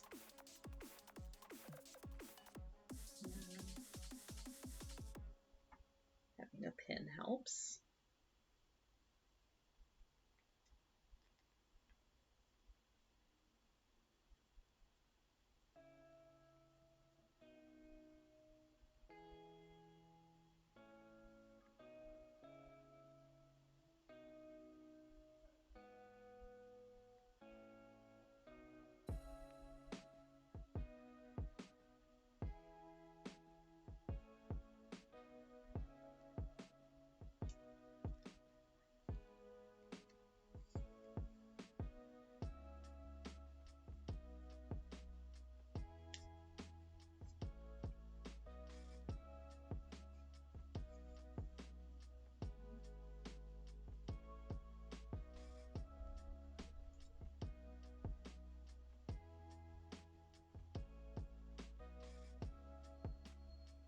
really should give this blanket another wash. There are increasing amounts of Sasha hair on it. Backing flannel. Missouri Star Quilting is good for that too. That's actually where I get a lot of my flannels. Oh yeah. Yeah, and thank you for the reminder. I also need to order flannel for the back of the baby blanket. Although actually I should dig through my stores. I think I might actually have a large enough piece already left over from the last time I did a baby quilt.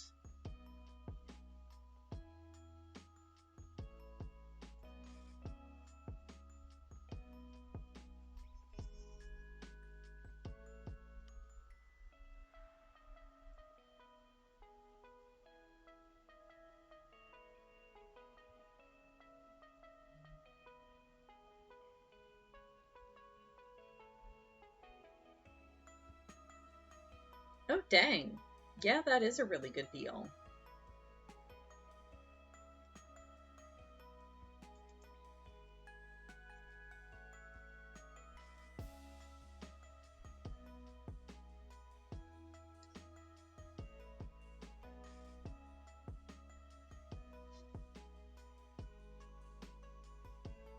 My argument would be, do you really want white backing flannel on a blanket that's going to see use?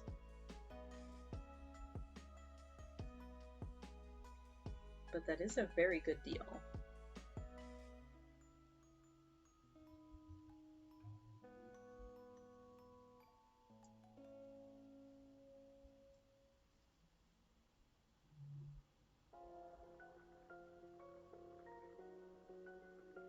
Unless you're planning to put a layer of fleece in the center of the quilt in lieu of an actual batting, in which case by all means go for the white. Oh yeah, that's true. Dyeing is also a thing. Rip your bathtub.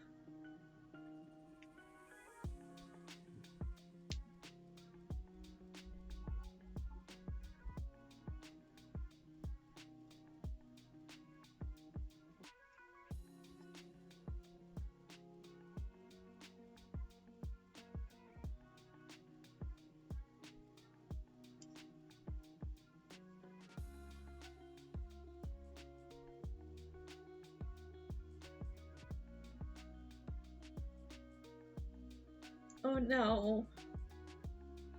Baby. You're making Bram very worried, you know. Next session is sure gonna be a thing, isn't it? Matt, nope. Come on. Behave. There we go.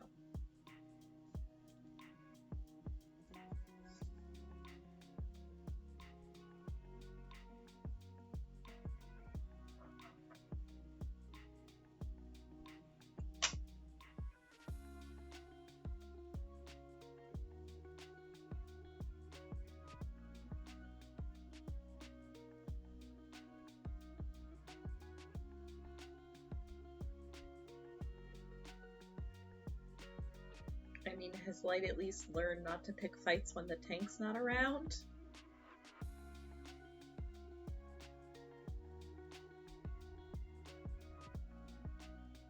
Probably not, because cat, but that's okay.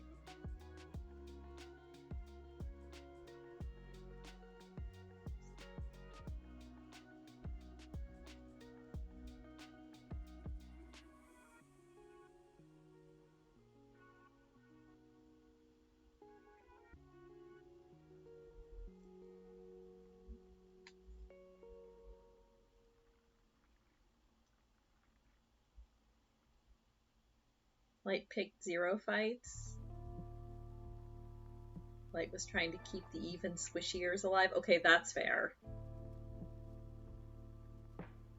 Light probably is the second least squishy member of that party, unfortunately.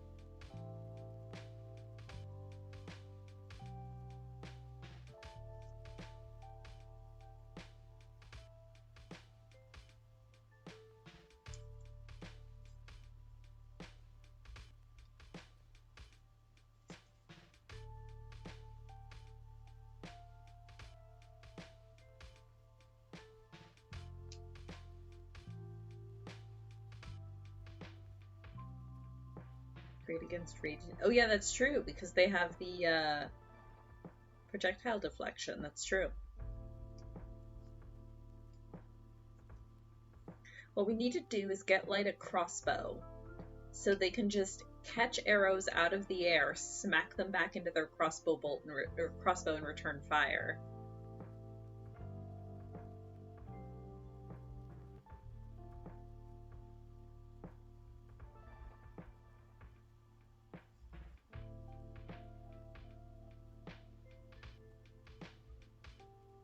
A yard is 0.9 meters. Yeah, it's really close, but if your pattern is calling for meters, it's better to like double check and do the conversion so you know exactly how much you need.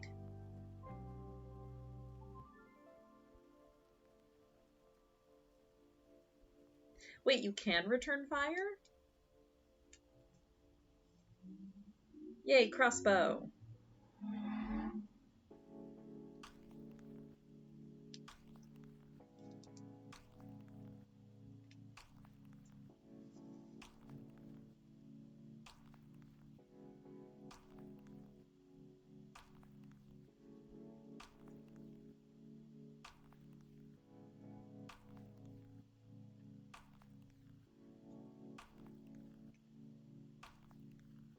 Yeah,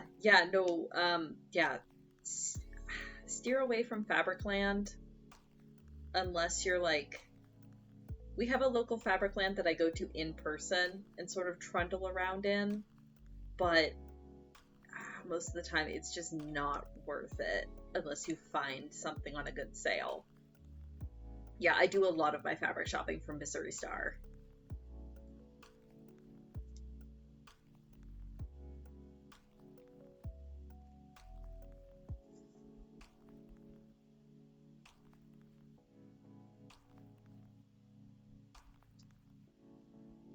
Careful what you wish for when the DM is in earshot. Oh man, aren't we learning that?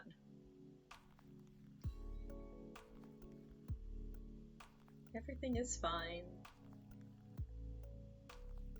You explicitly didn't wish for anything. Fair.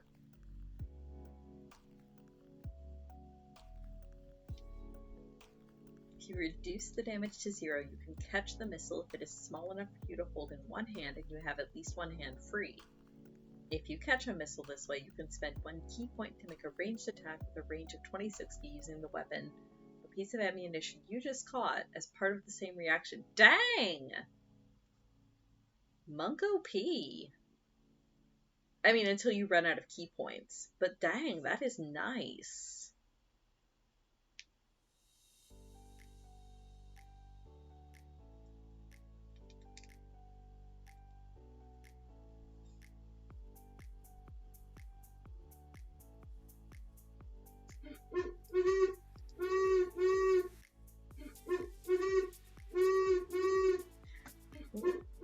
Owl.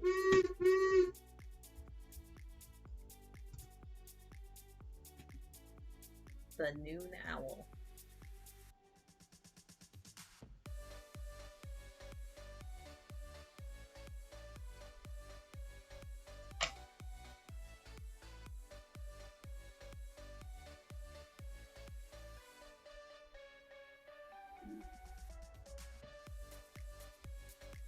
I'll give it a minute and finish off this piece of thread, and then I'll go take a break and check on Kara again.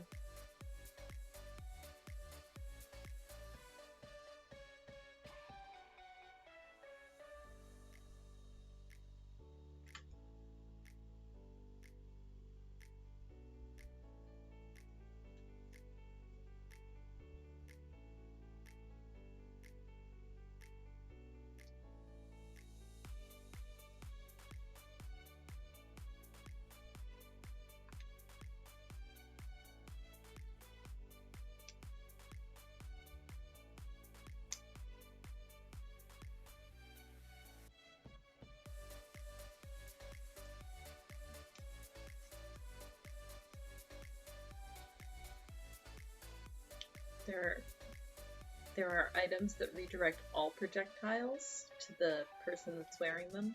Oh, like magnets. So you're just saying we need to get Light a vest of magnets?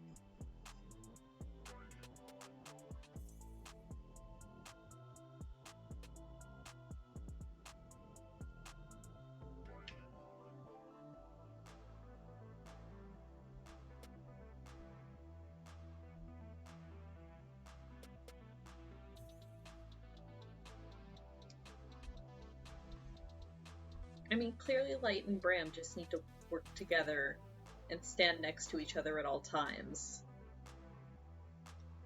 Because Bram also has his reaction where he can impose his shield between an adjacent ally and an incoming attack from any attacker he can see. So between the two of them, that's 2 arrows per round.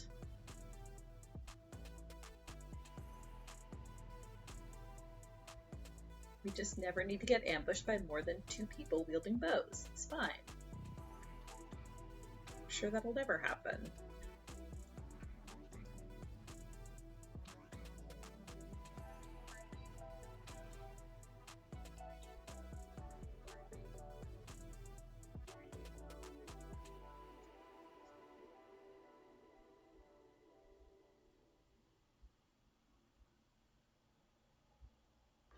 Oh, it also includes friendly fire?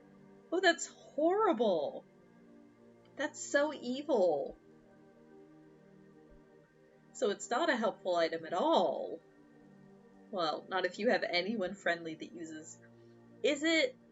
Okay, Branda's question. When it says projectile, does it mean physical projectiles, or does that also include magical projectiles?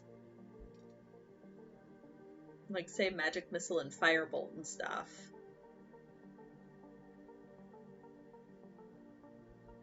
Because if it also includes magical projectiles, that's just horrible.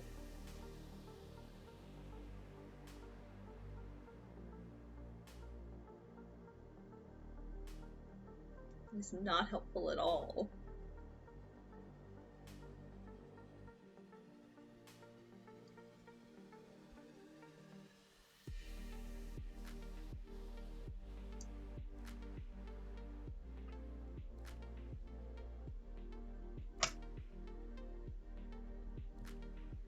Okay.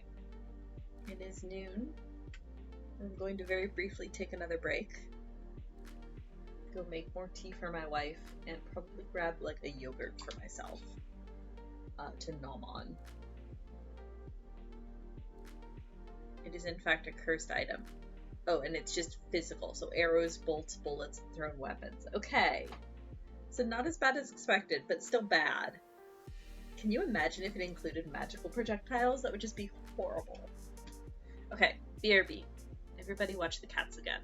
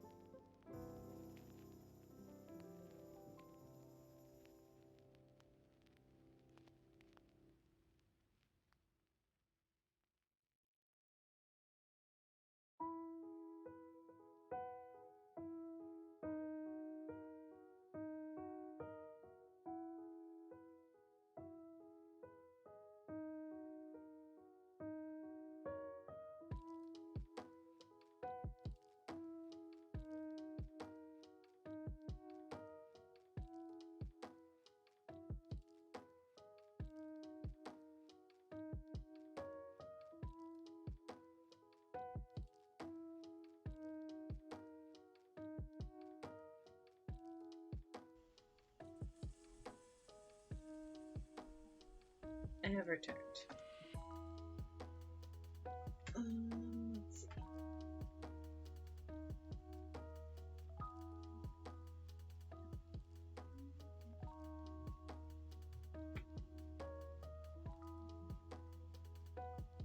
Kara is still working her way through her previous tea, and I have consumed a yogurt.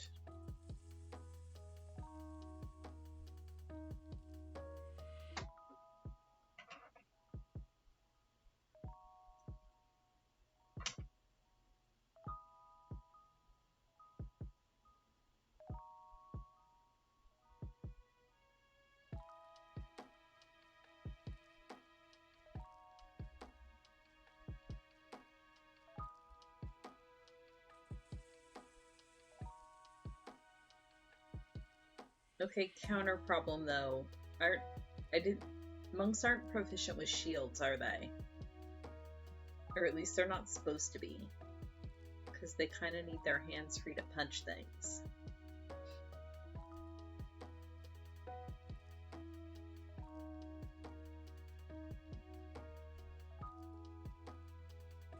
Unless it would still work while, like, strapped across. You can pick it up, become cursed, and put it down. Yeah, I was thinking, or you could, like, wear it, like, strapped across your back or something, and it would probably still trigger.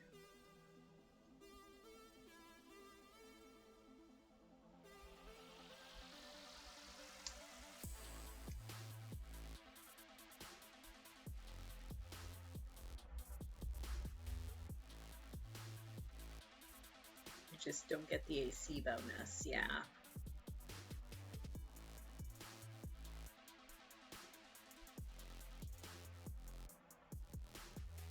This seems like a case of none of the benefits, all of the downsides.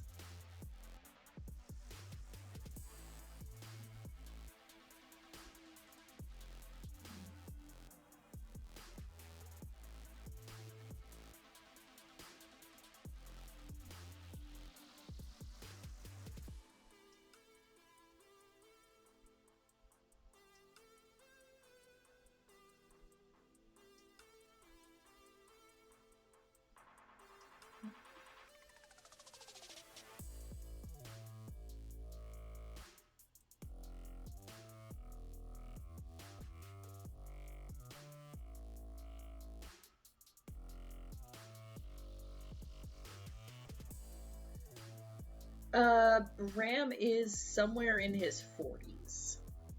Because he was traveling for a long while before he decided to follow the path of Bahamut. I'd say, like, arbitrarily 47?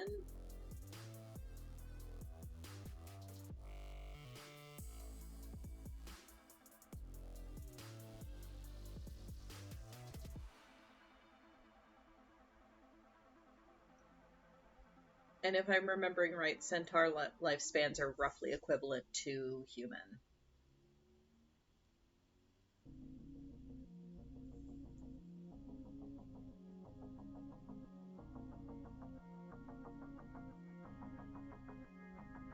Maybe a touch longer lived, but not, like, outrageously so.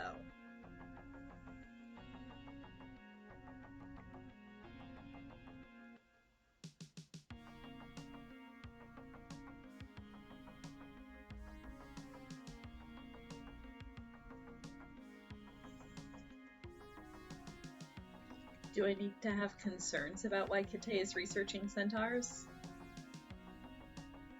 NPCs. Fair. Fair.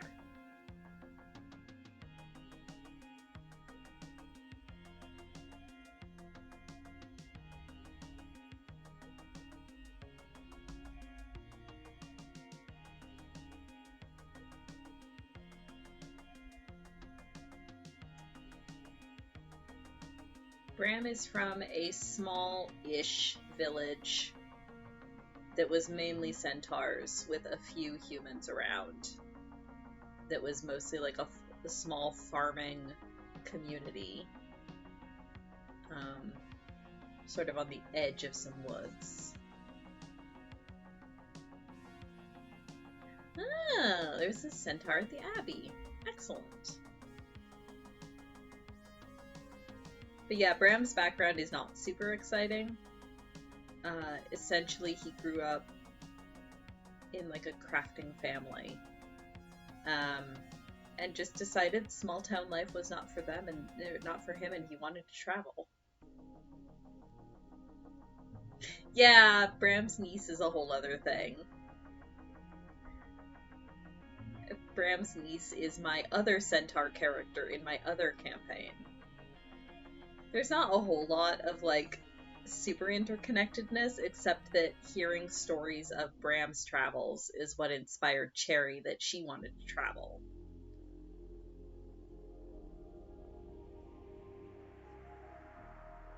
That's how Bram ended up in Ottawa. Oh god, I can't imagine centaurs on icy streets. It would be so sad.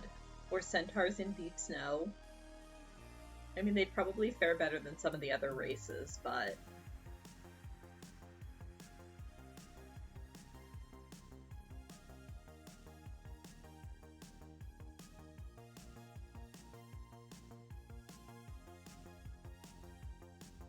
But fun fact, neither Bram nor Cherry are actually their birth names.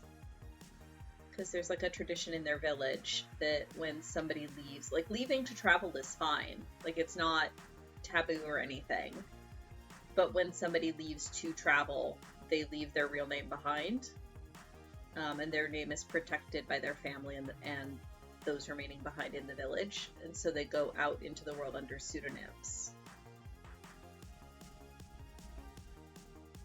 Which is just kind of, I don't know why. I just kind of thought it was, it's kind of left over from back when originally I was considering making Bram a druid rather than a paladin.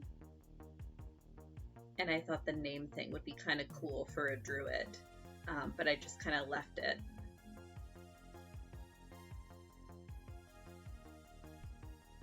Horse and buggies all over. I mean, yeah. Horses can definitely handle snow and ice. It's just probably not their favorite thing.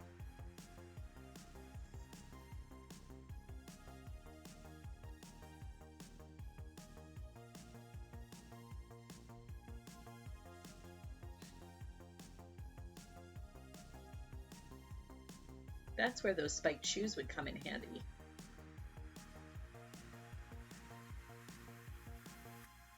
Maybe relevant for reasons. That means I have to actually come up with one. But when I come up with one, I will in fact DM you.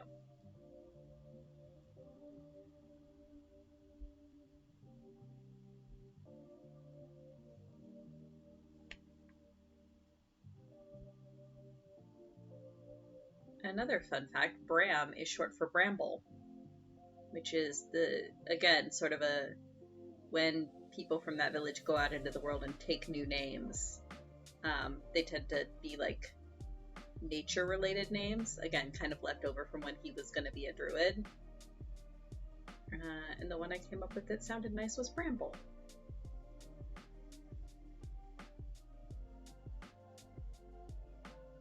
And then his quote-unquote last name, Ivywood, is the name of the town. So he's Bramble from Ivywood, but then just shortened conventionally to Bramble Ivywood. Yes, my pieces are here. Totally awake.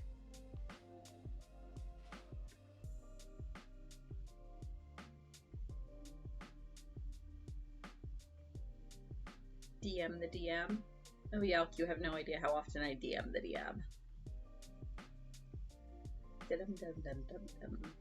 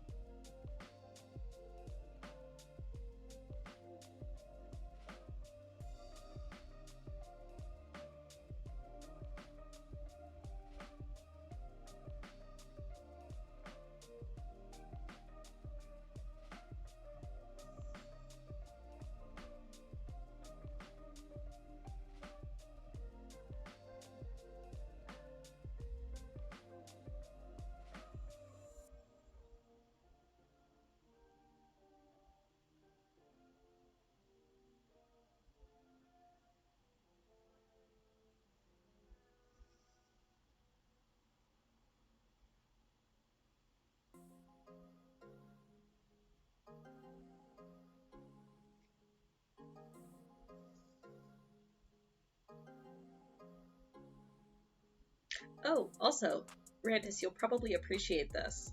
So, another neat, like, it doesn't really have any effect on anything, but like a really cool meta connection that I was able to do. Um, so, Bram being a paladin of Bahamut and his tales of his travels is what inspired his niece Cherry to begin her travels and adventures. So she's a bard, and she just recently hit level 3.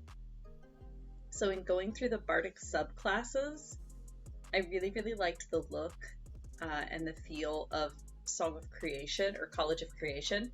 So that's what I chose for Cherry. And in reading through the flavor text and like the lore behind Song of Creation, it's a it's a path that's like dragonic based. Like the Song of Creation is something that's venerated by dragons and by Bahamut in particular. So I just thought that was kind of a fun connection that, like, again, her uncle's tales and her uncle's connection to dragons have inspired her to also make that her path. Also, hey Mom, good morning. Hopefully you're still feeling alright. I'm kind of snuffly, but so far good otherwise.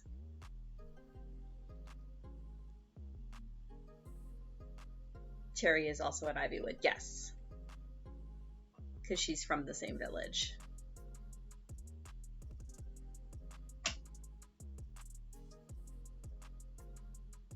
Oh yeah, no, we kind of figure I'm positive. I'm gonna take a test after stream anyhow, just so that I know what to tell work.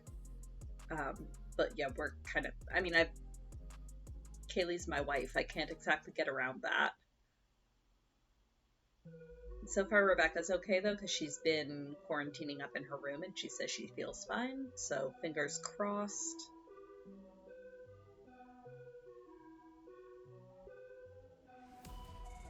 But yeah, it kind of is what it is at this point.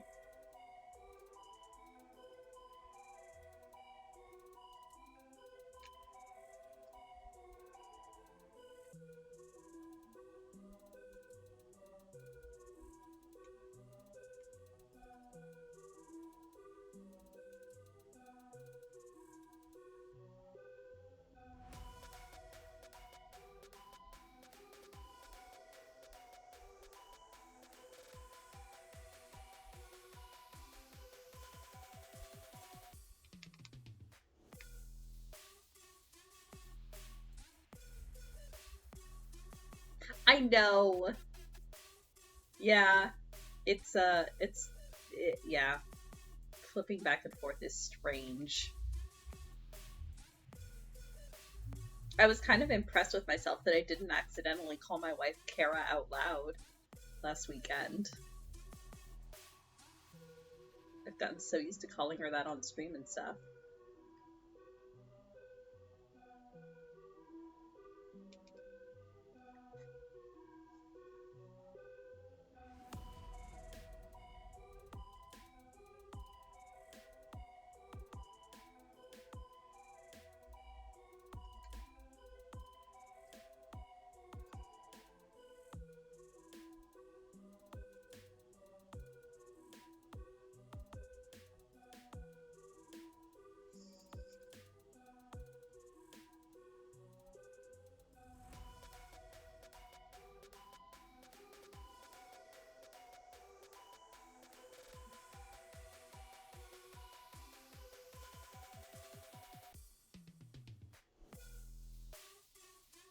Yeah, Jade's real name. Well, so it's to the point where I slip and I call her Jade IRL, so it's fine. Also, Kaylee and Kara sound similar enough that, yeah, it's pretty easy to just kind of slot them together. Daddy's negative so far? Okay, good. Fingers crossed on that one, too.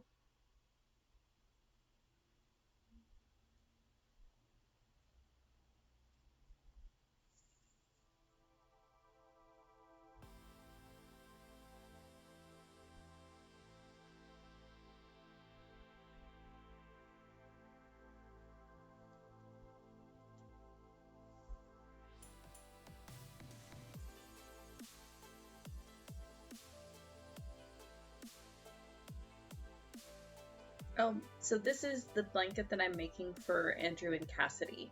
And if you look up here in the corner, that's the pattern that I was telling you about, where it's sort of a variation on a traditional quilt pattern. I think they'll like it.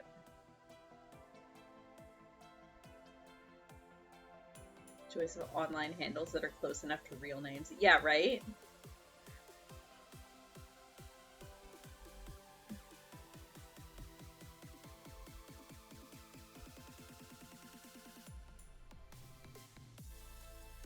And like we're all so used to it. Like I answered a Maria in real life. It's fine with me. Don't care. I've gotten used to it. So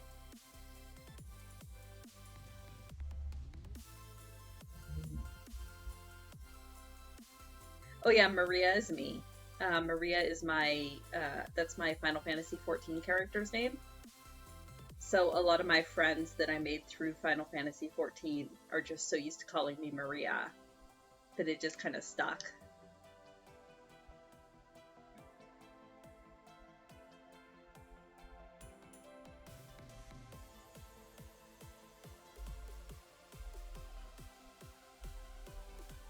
Well, she was my original Final Fantasy 14 character. I play on my Catboy way more often now, but again, most of the friends knew me as Maria first.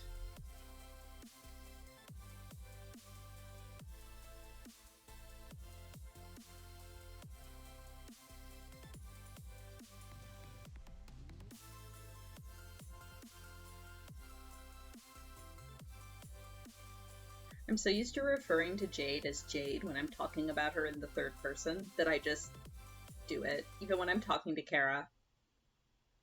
And half the time we don't even notice.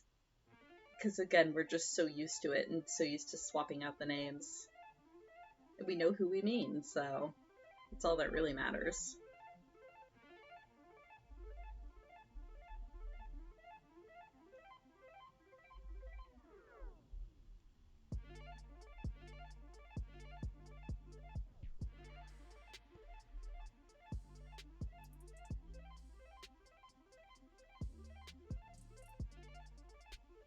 Oh, Randus. No, Randus is very close to his real name, if I'm remembering correctly.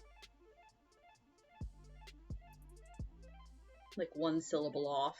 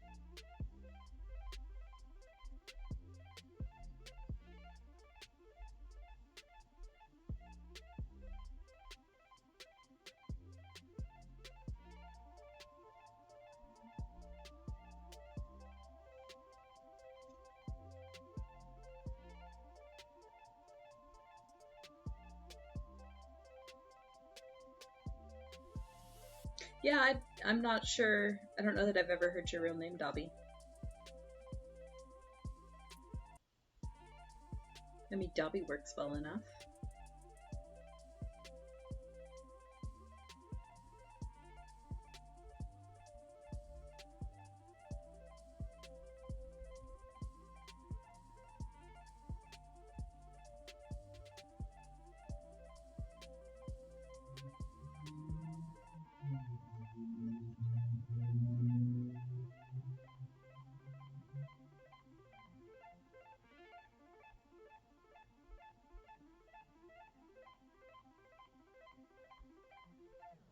Oh, fair enough.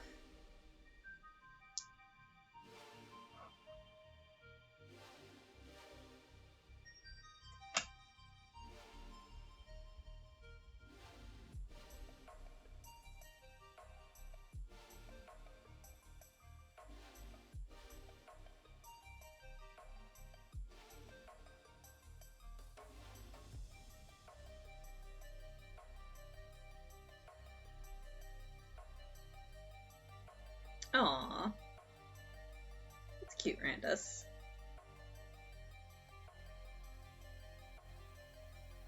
And that was your villain origin story.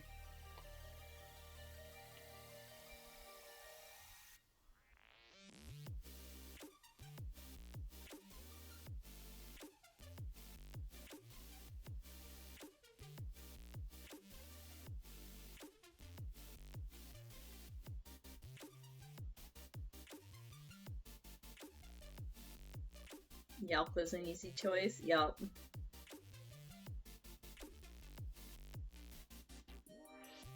Hey, it works. And the fact that it's pronounceable and sounds cool is just a bonus.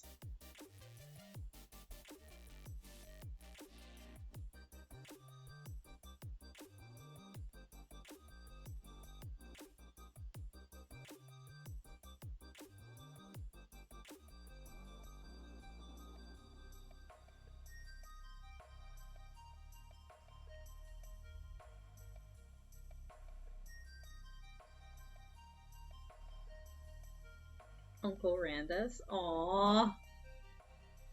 I mean, at this point, it kind of is your real name. If you so choose. Surprising number of conversations this week about your names. When it rains, it pours, I suppose. How many of them were with Twitch support?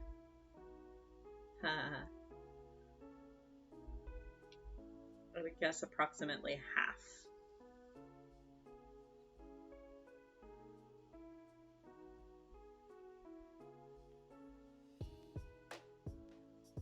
Oh, none! Impressive.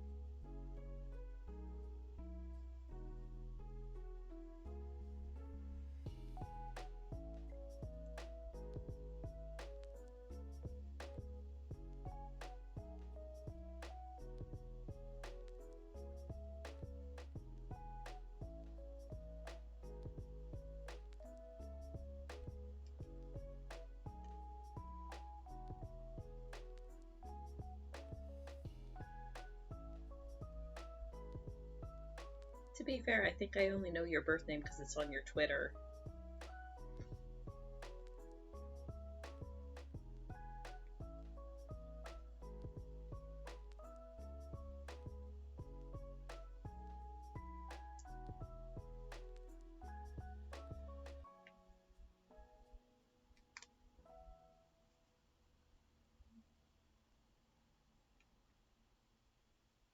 Hey Kuma, good afternoon.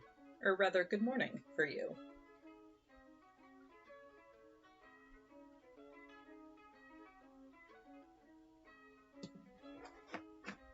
Yeah, exactly. You are and always shall be our Kite.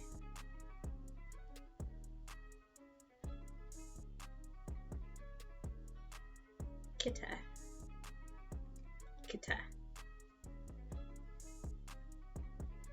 I always argue with myself about how exactly to pronounce it.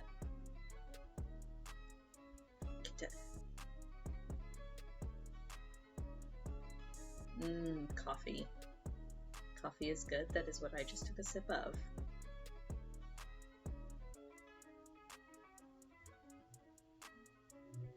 Man, so we've been having supply issues at work with our usual coffee supplier.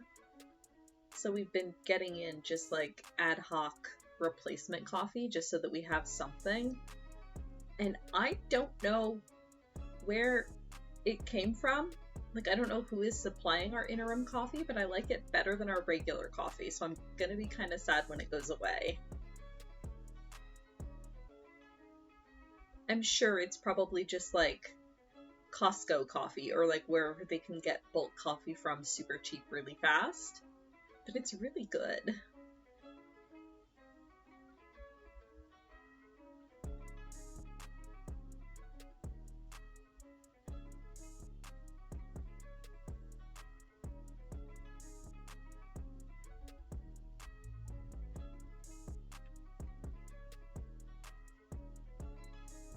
Pronounce it with a bad British accent. Kita.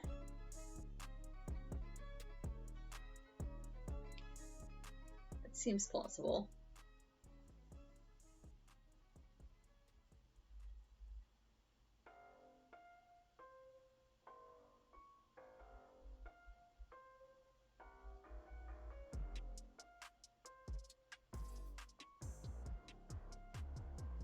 Cheers, love. The calories here. Oh my.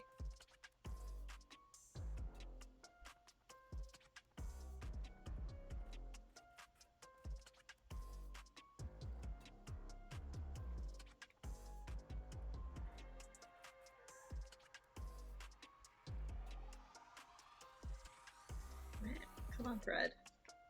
No, don't do that. There we go. Come on.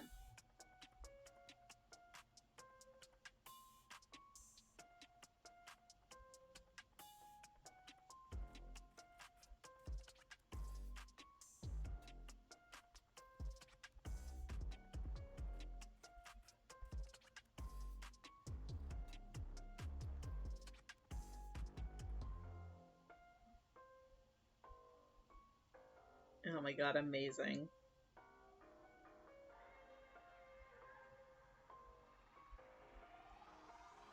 I know, like, the very surface level of Overwatch lore, because for a while Jade played it. But otherwise... Oh! Brandis has redeemed a hydrate. I will do so. Also, how nice is this mug? Let's see if I can actually tilt it enough. It's a hand-painted one, handmade one, that I found at like a local shop. I really like it.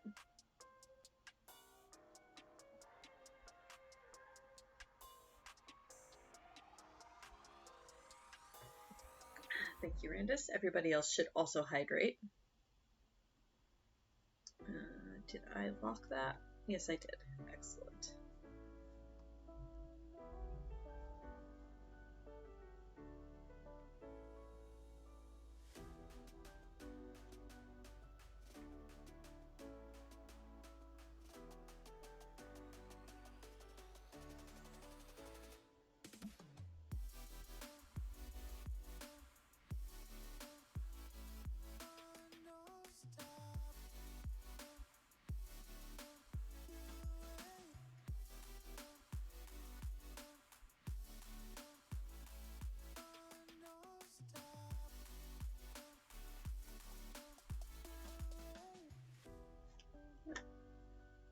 Here we go.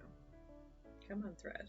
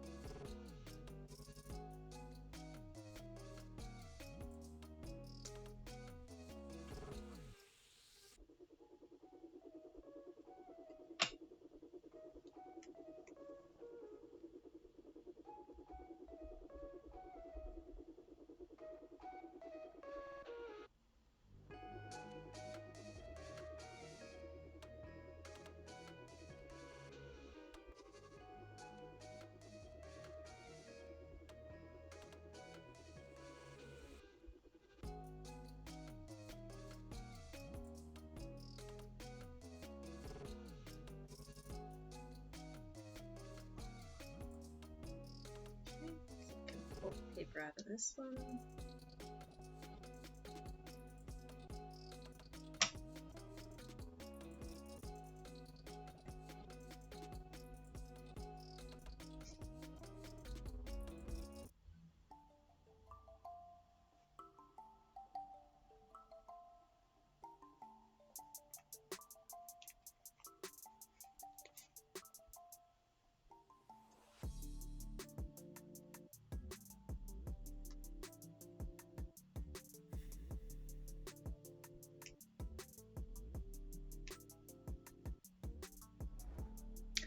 Oh, that's what I had those cut for.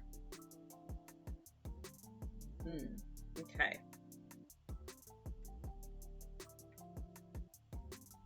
Sitting here going, I don't think I would have put these fabrics together. I would not have.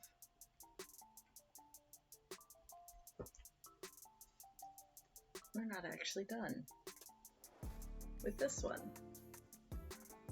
That's what the rest of these oranges were for. It's okay, that's why I have seam rippers.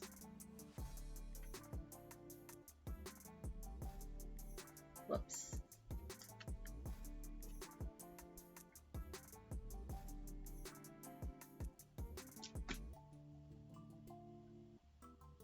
I just have to be very careful of this one, considering I just took the paper out of it. Yeah, it happens.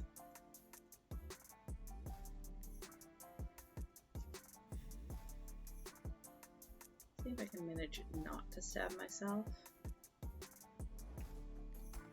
It would be the easiest way to get into this.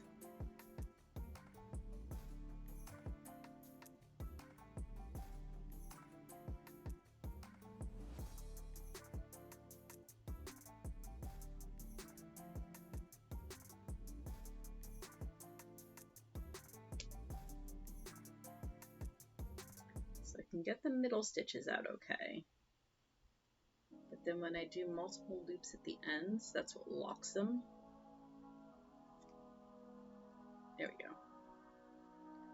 Trick is trying just to catch the thread and not the actual fabric.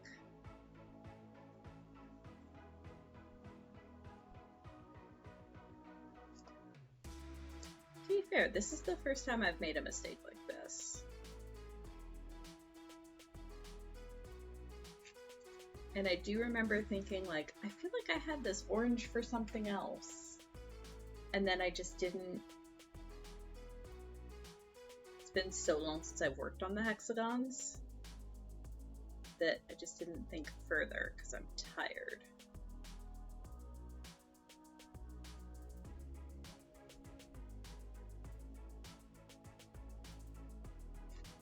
There we go.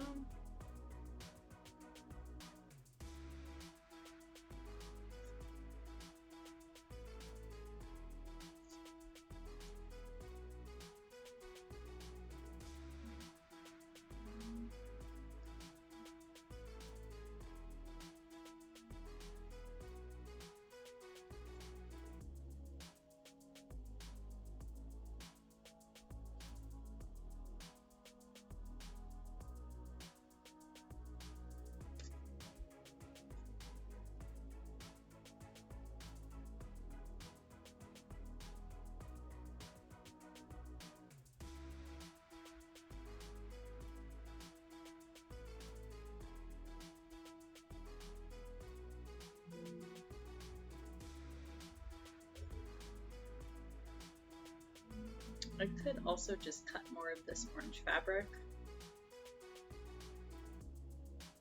but I'm already here, so.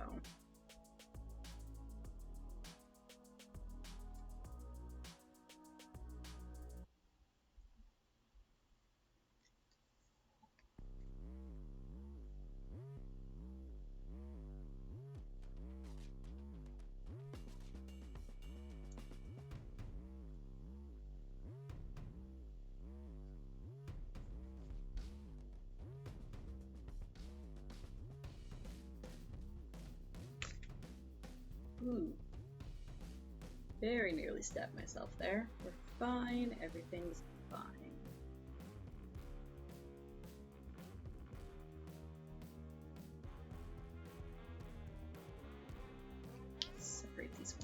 from each other in a moment.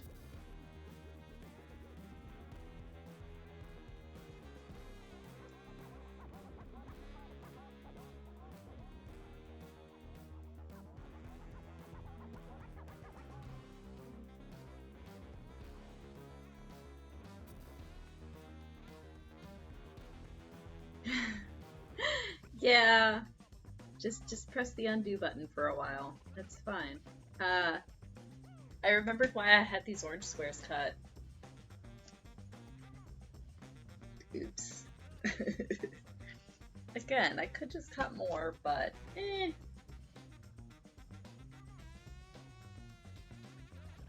this is fine.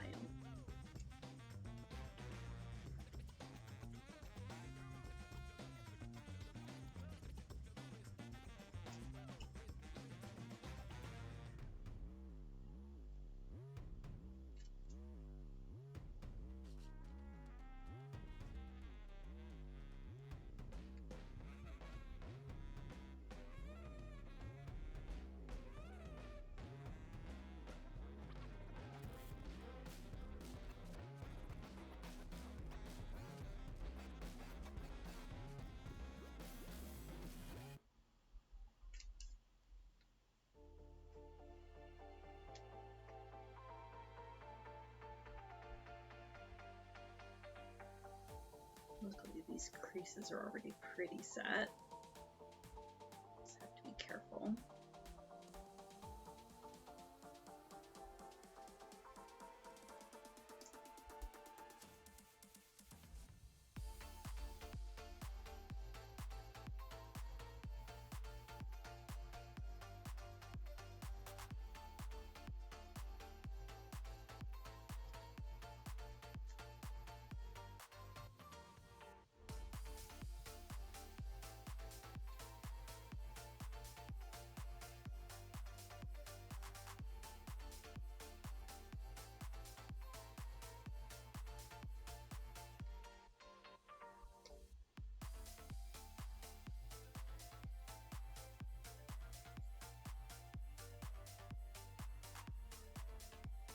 I do like that you are referring to my seam ripper as the undo button, because that is absolutely what it is.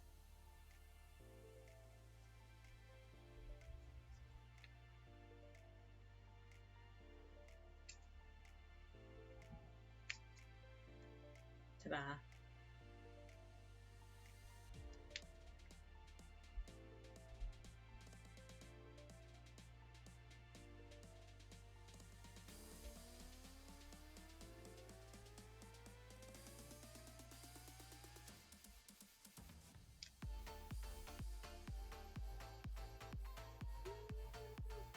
I actually have to separate these. Be careful about where I sew them.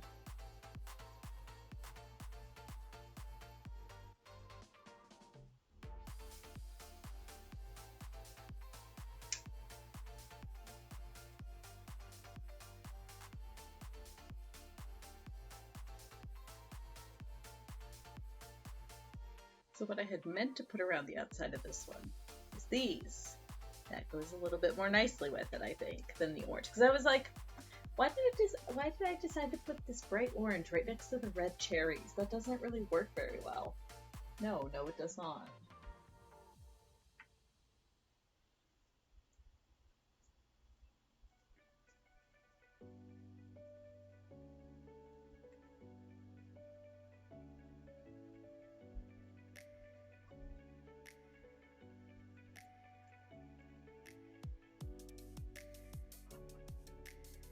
Forward hoe, exactly.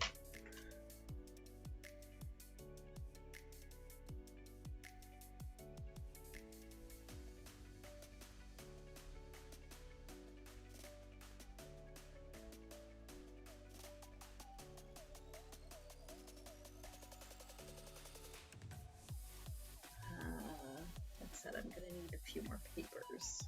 Well, I'm gonna need a lot more papers.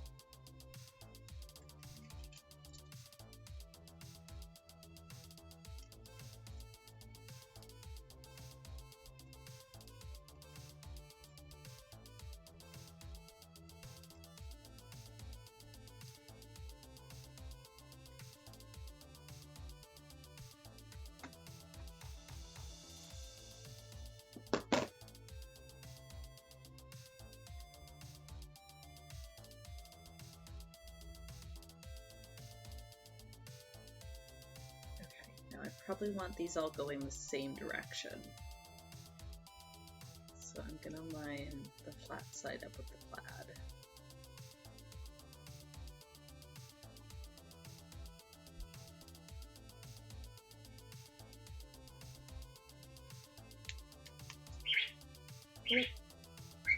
Herb.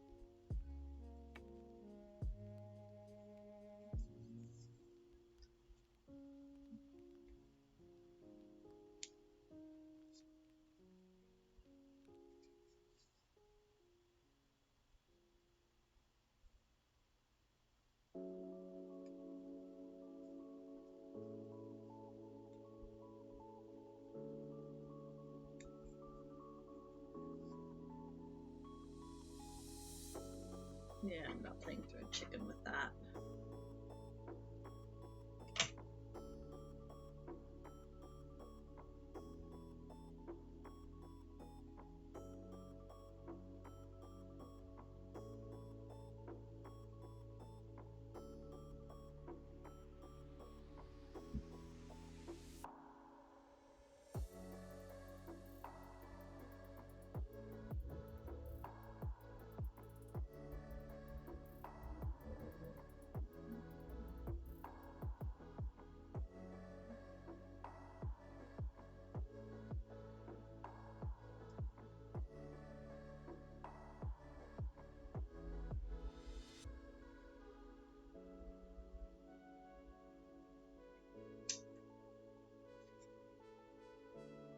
So, and the flat side up against the plaid.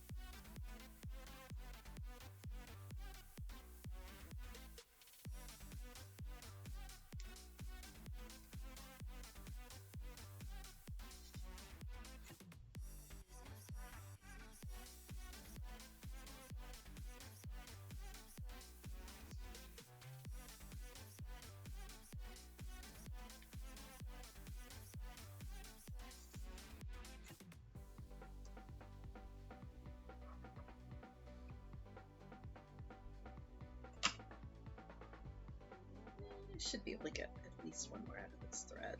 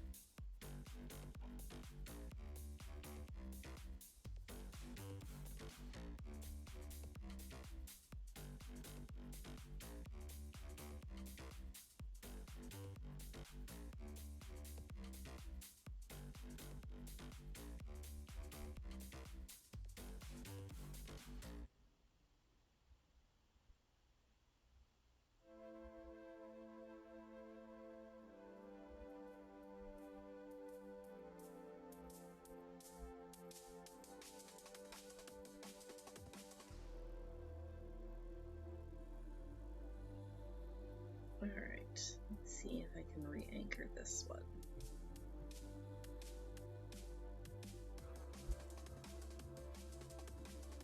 Not too much of a hassle. Should be all right.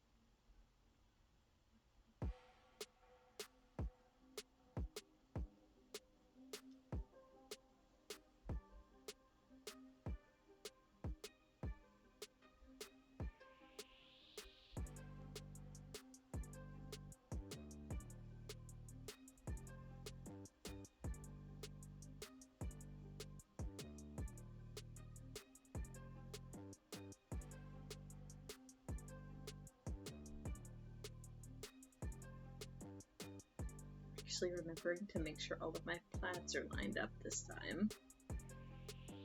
Or facing the same direction at least.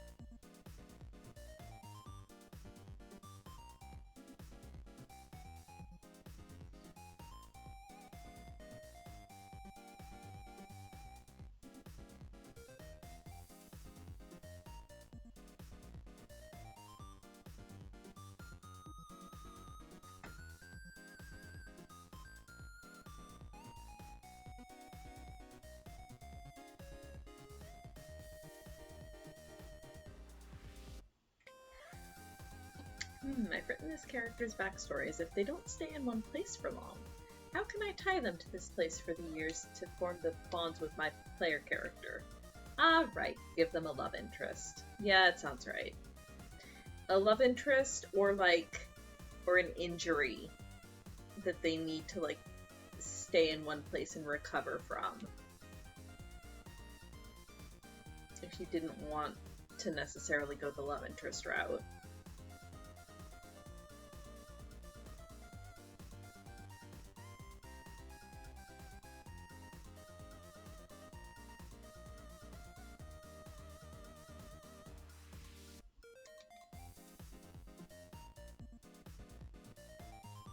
Injury is how you got them there in the first place. Ah, fair enough.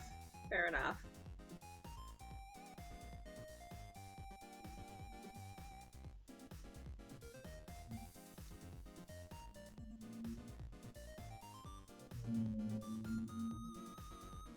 Maybe it just required a very long recovery then.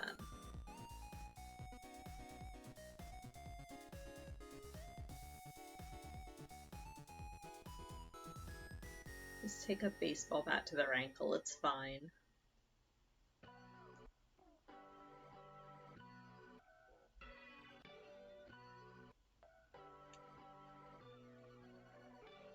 I'm just sitting here trying to figure out Bram's actual name. Just casually going through a bunch in my head.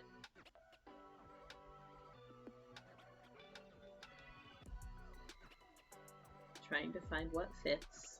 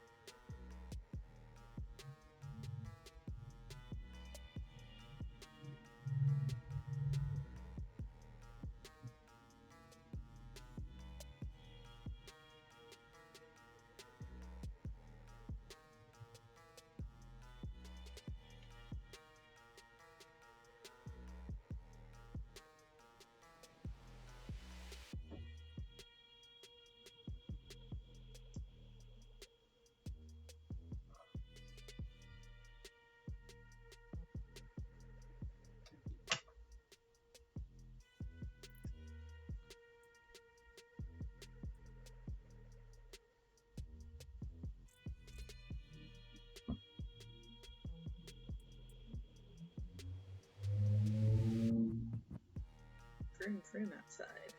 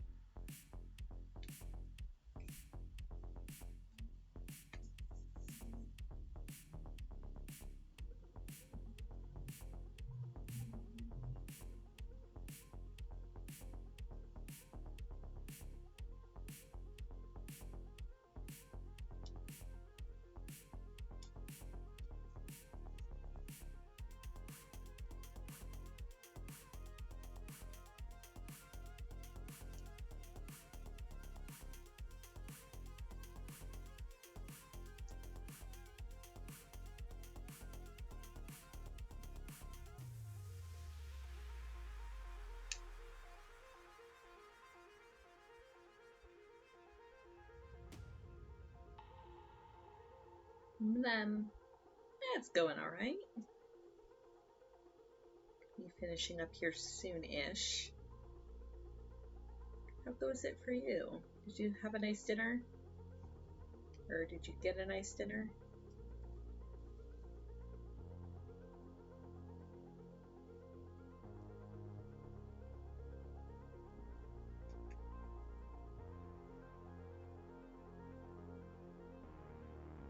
Good, I'm glad.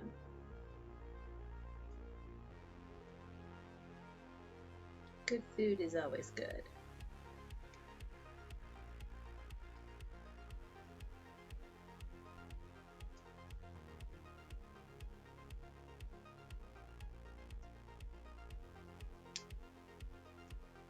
Ooh, math rocks. Enjoy your math rocks. Good luck. May the math rocks be kind to you and your character.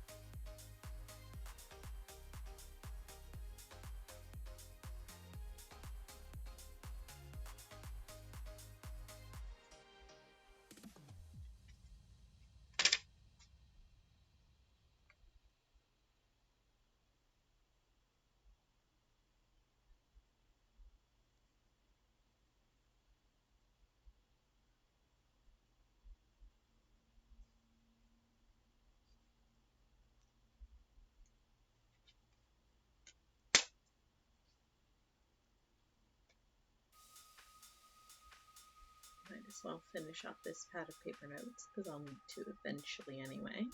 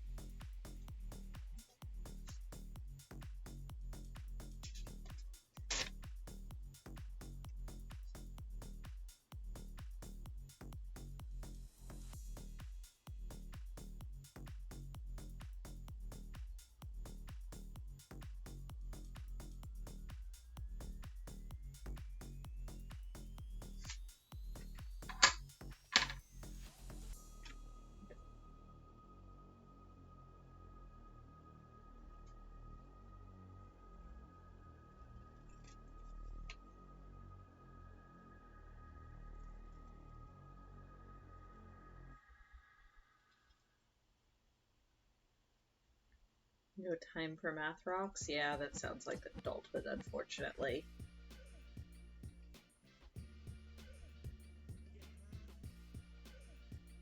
Or the spoons? Yeah, that's also fair.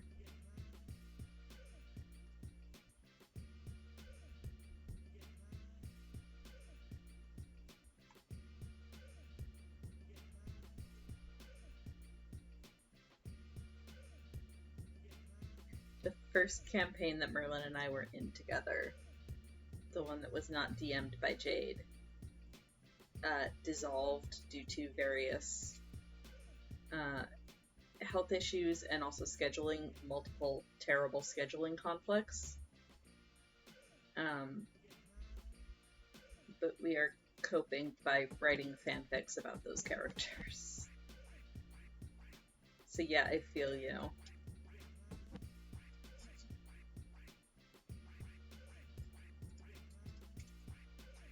Fanfics and fan art.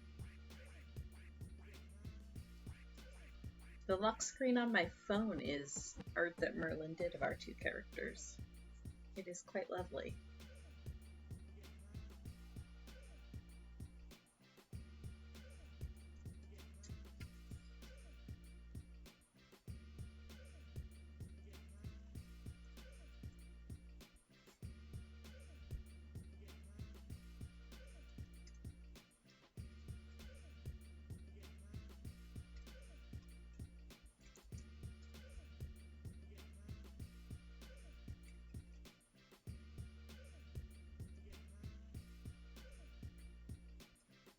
Ooh, yeah, one-shots are good.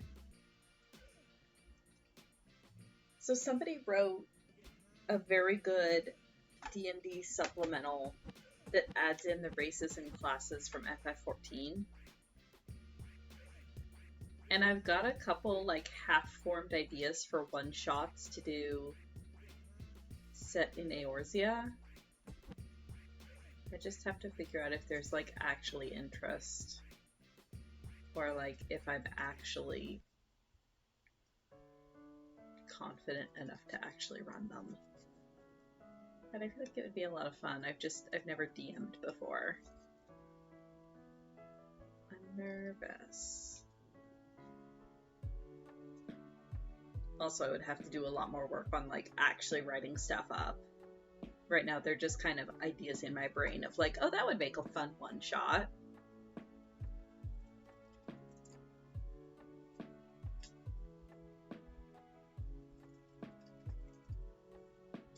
and no further balance was done. Yeah. Yeah, to you too, Kete. Yeah.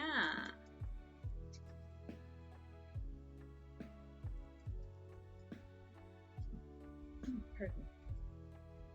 Finished cutting out this last little pile of papers, then probably call it for the day. Yeah, for more games. Always more games. As Kitsune said, the problem unfortunately is time. And also spoons, but mostly time. Curse being a busy adult with many things to do. Board games. Board games are good.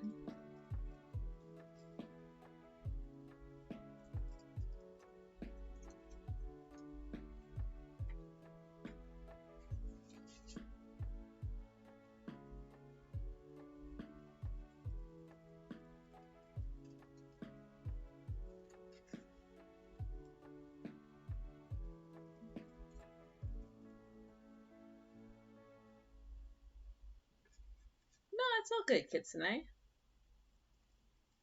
Whatever's best for your mental health. We're all patient. We're not in any hurry.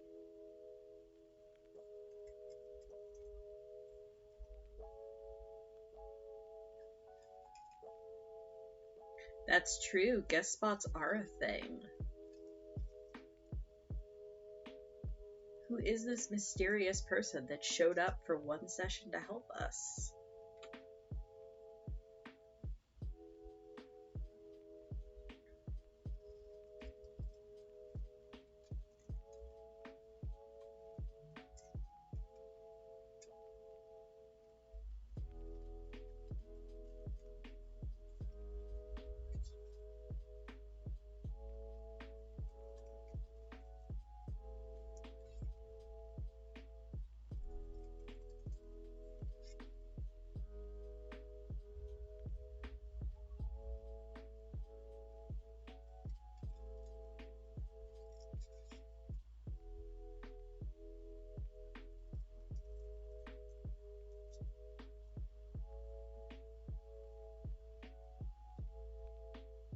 Ooh.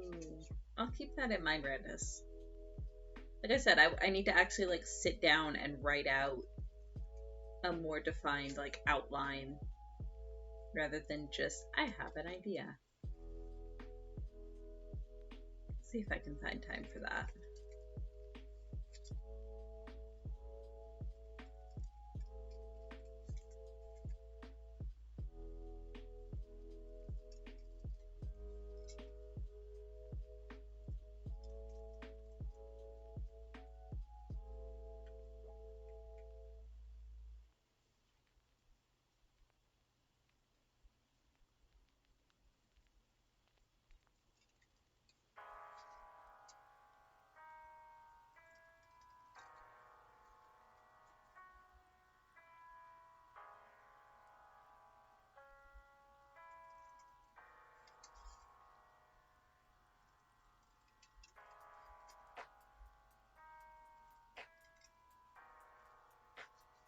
I think maybe I was a bee in a past life.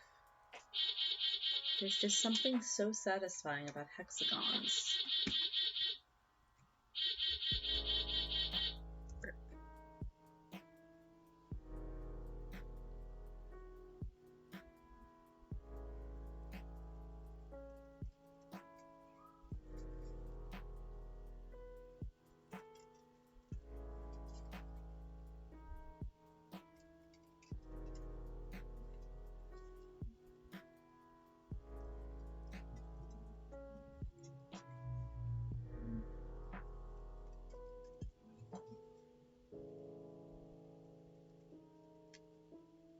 Alright, there we go.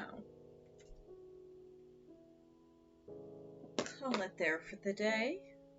I should be back on Tuesday. Because at this point it looks like I will be in quarantine. But we'll see. Oh no, I dropped my thimble. Come back here. Don't know what I'll be doing Tuesday, but I should be back with something.